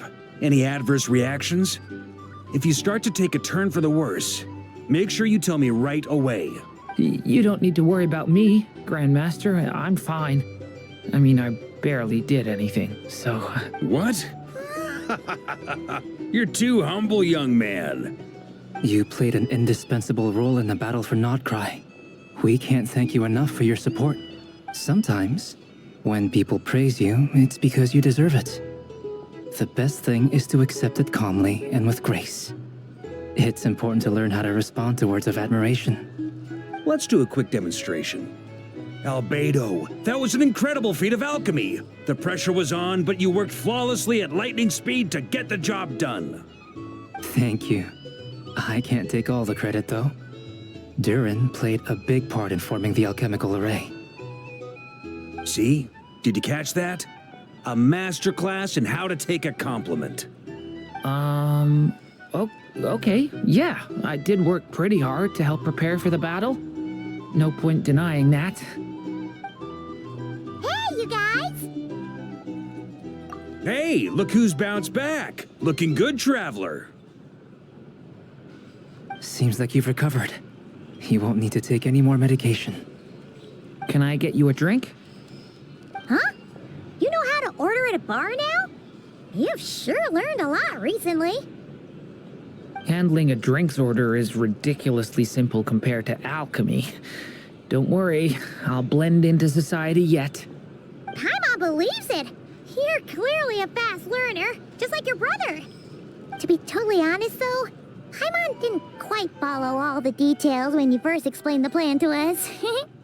Don't worry, that's completely understandable.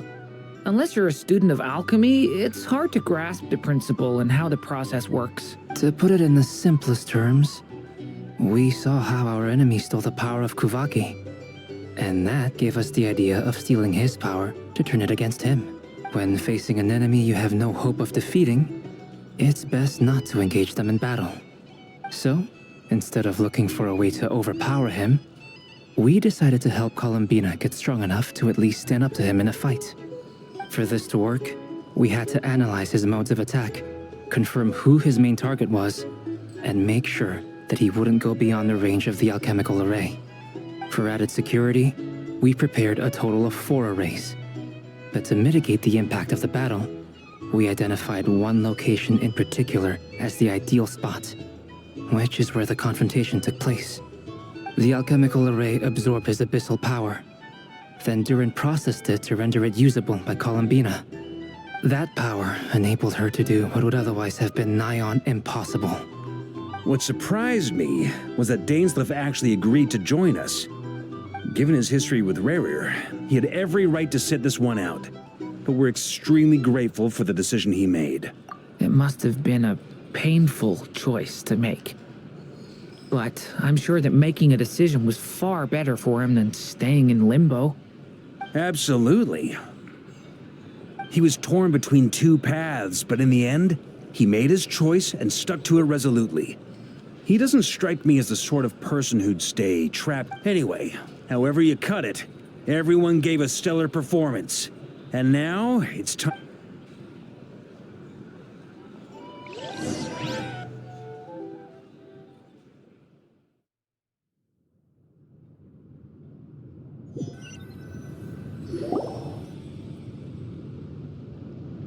that's the only reason you're here?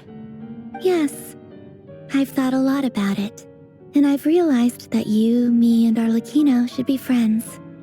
I think this is very important, so I felt I had to come and tell you. Well, this is a new one. I'm so moved. I can't even hold my teacup.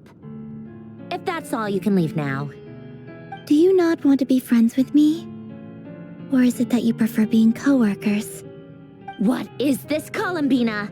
Are you deliberately testing my patience threshold? Right now, my politeness module is active, but if you say another word, I swear I'll shut it down. If your politeness module was active, wouldn't you say the word please at some point? Polonia, please see Lady Columbina to the door. Will you still invite me to your next tea party? What? Yes, I think you will. Bye-bye, dear Sandrone.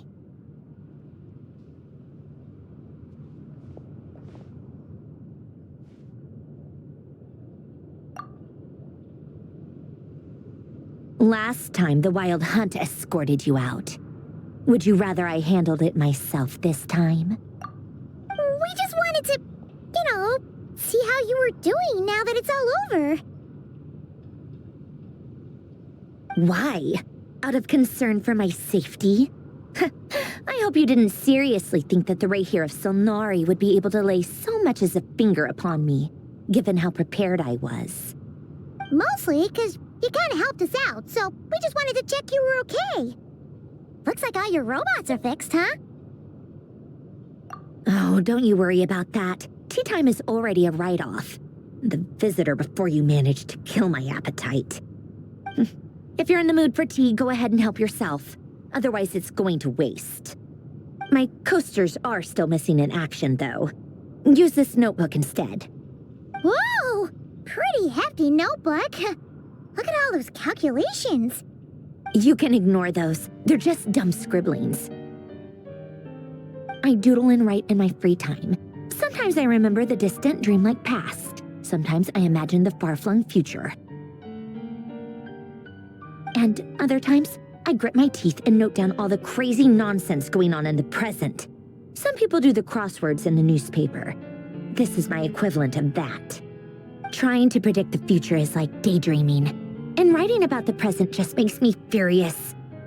The past is my favorite. If nothing else, it's already set in stone, so I don't have to rack my brains trying to figure it all out. Huh.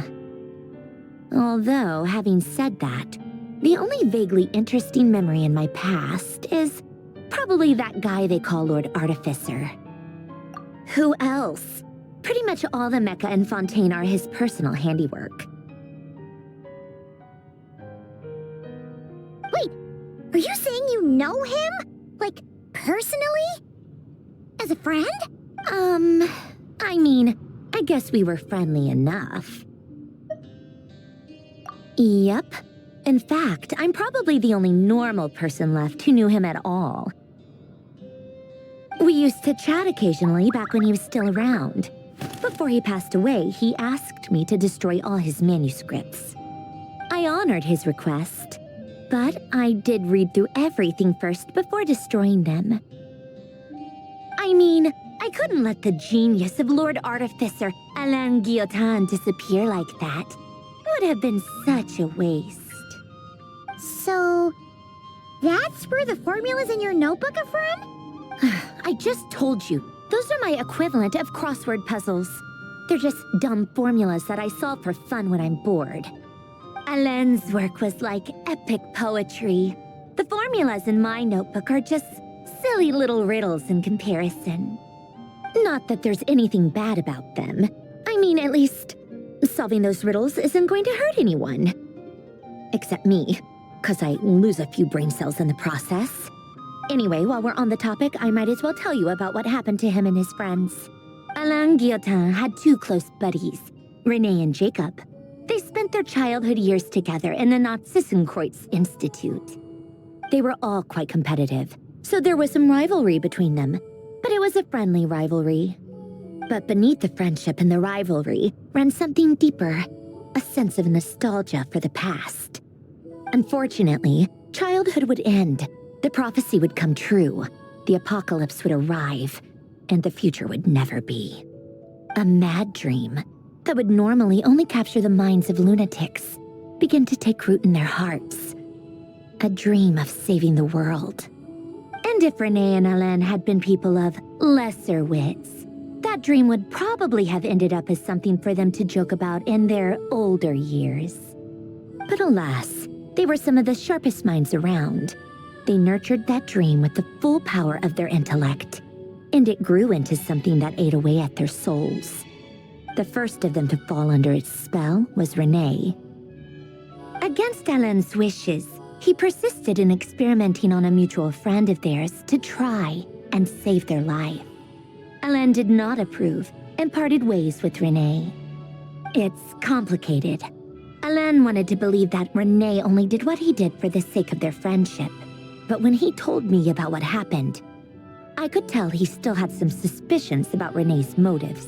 Perhaps the seed that would grow into a nightmare had already sprouted in Renee's mind. Even then, the next time they met, Renee's soul had been completely engulfed by the dream of salvation. His futile attempt to change the tide of fate only resulted in a wave that swallowed up the world, even before the apocalypse came. And although that wave died down eventually, I hear that it just recently came back with a vengeance.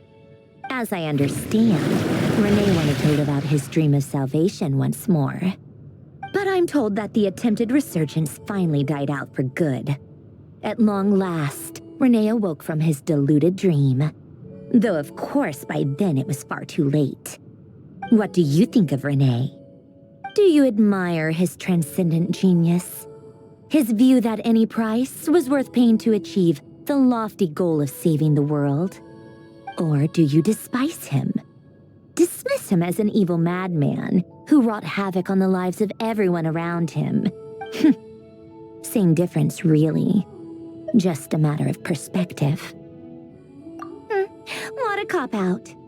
But I suspect you'd have a more incisive and insightful answer if we dug into it further.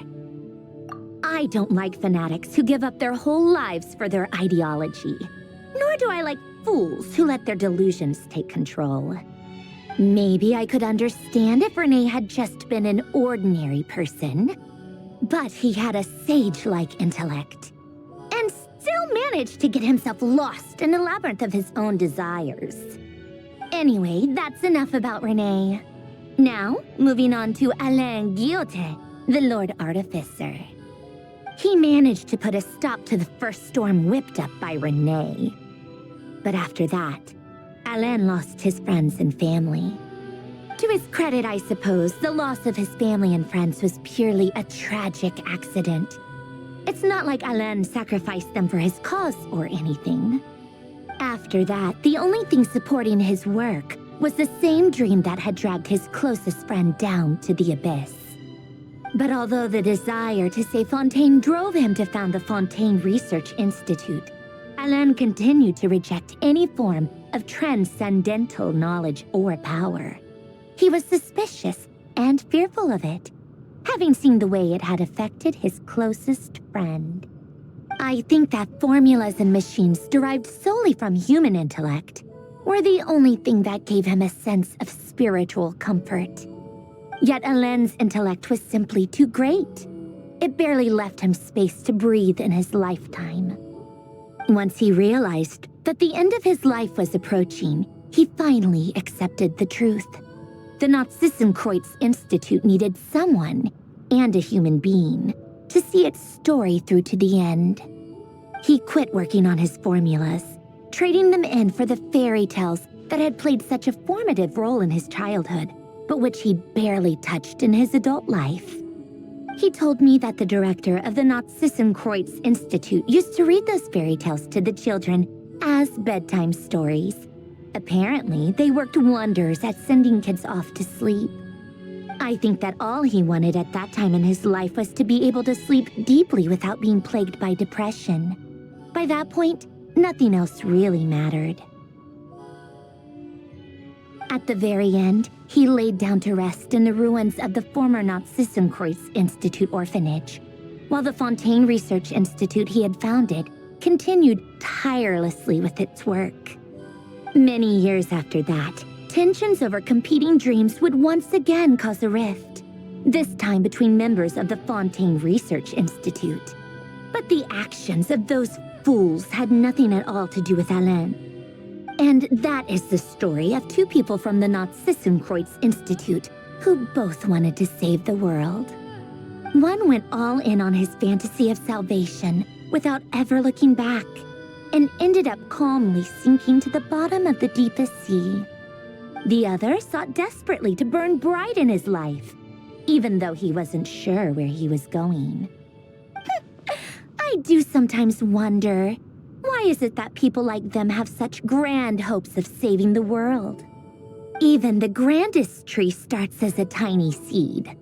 So perhaps, for each of them, their mission to save the world began with a very simple desire: to save themselves.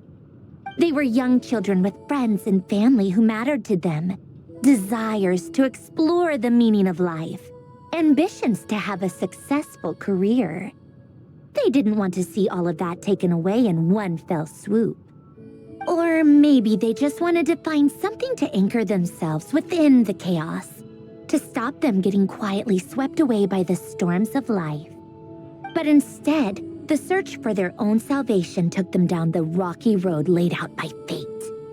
Do you think the desire to save oneself is enough of a justification to try and save the world?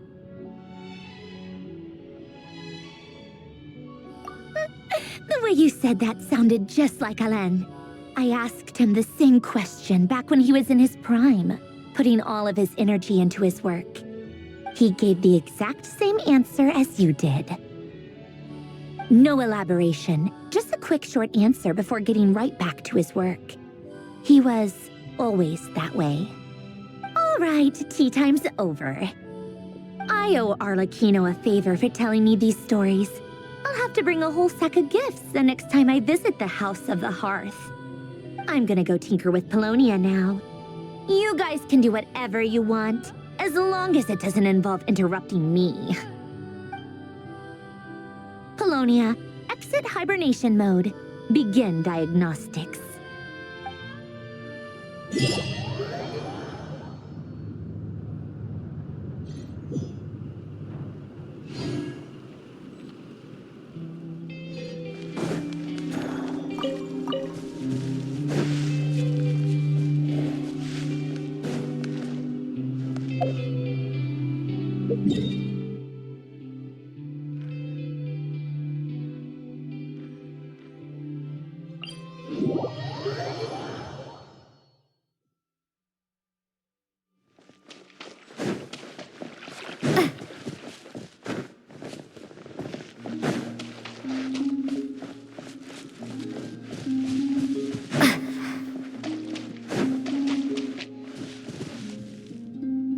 Looking for me? Did I frighten you?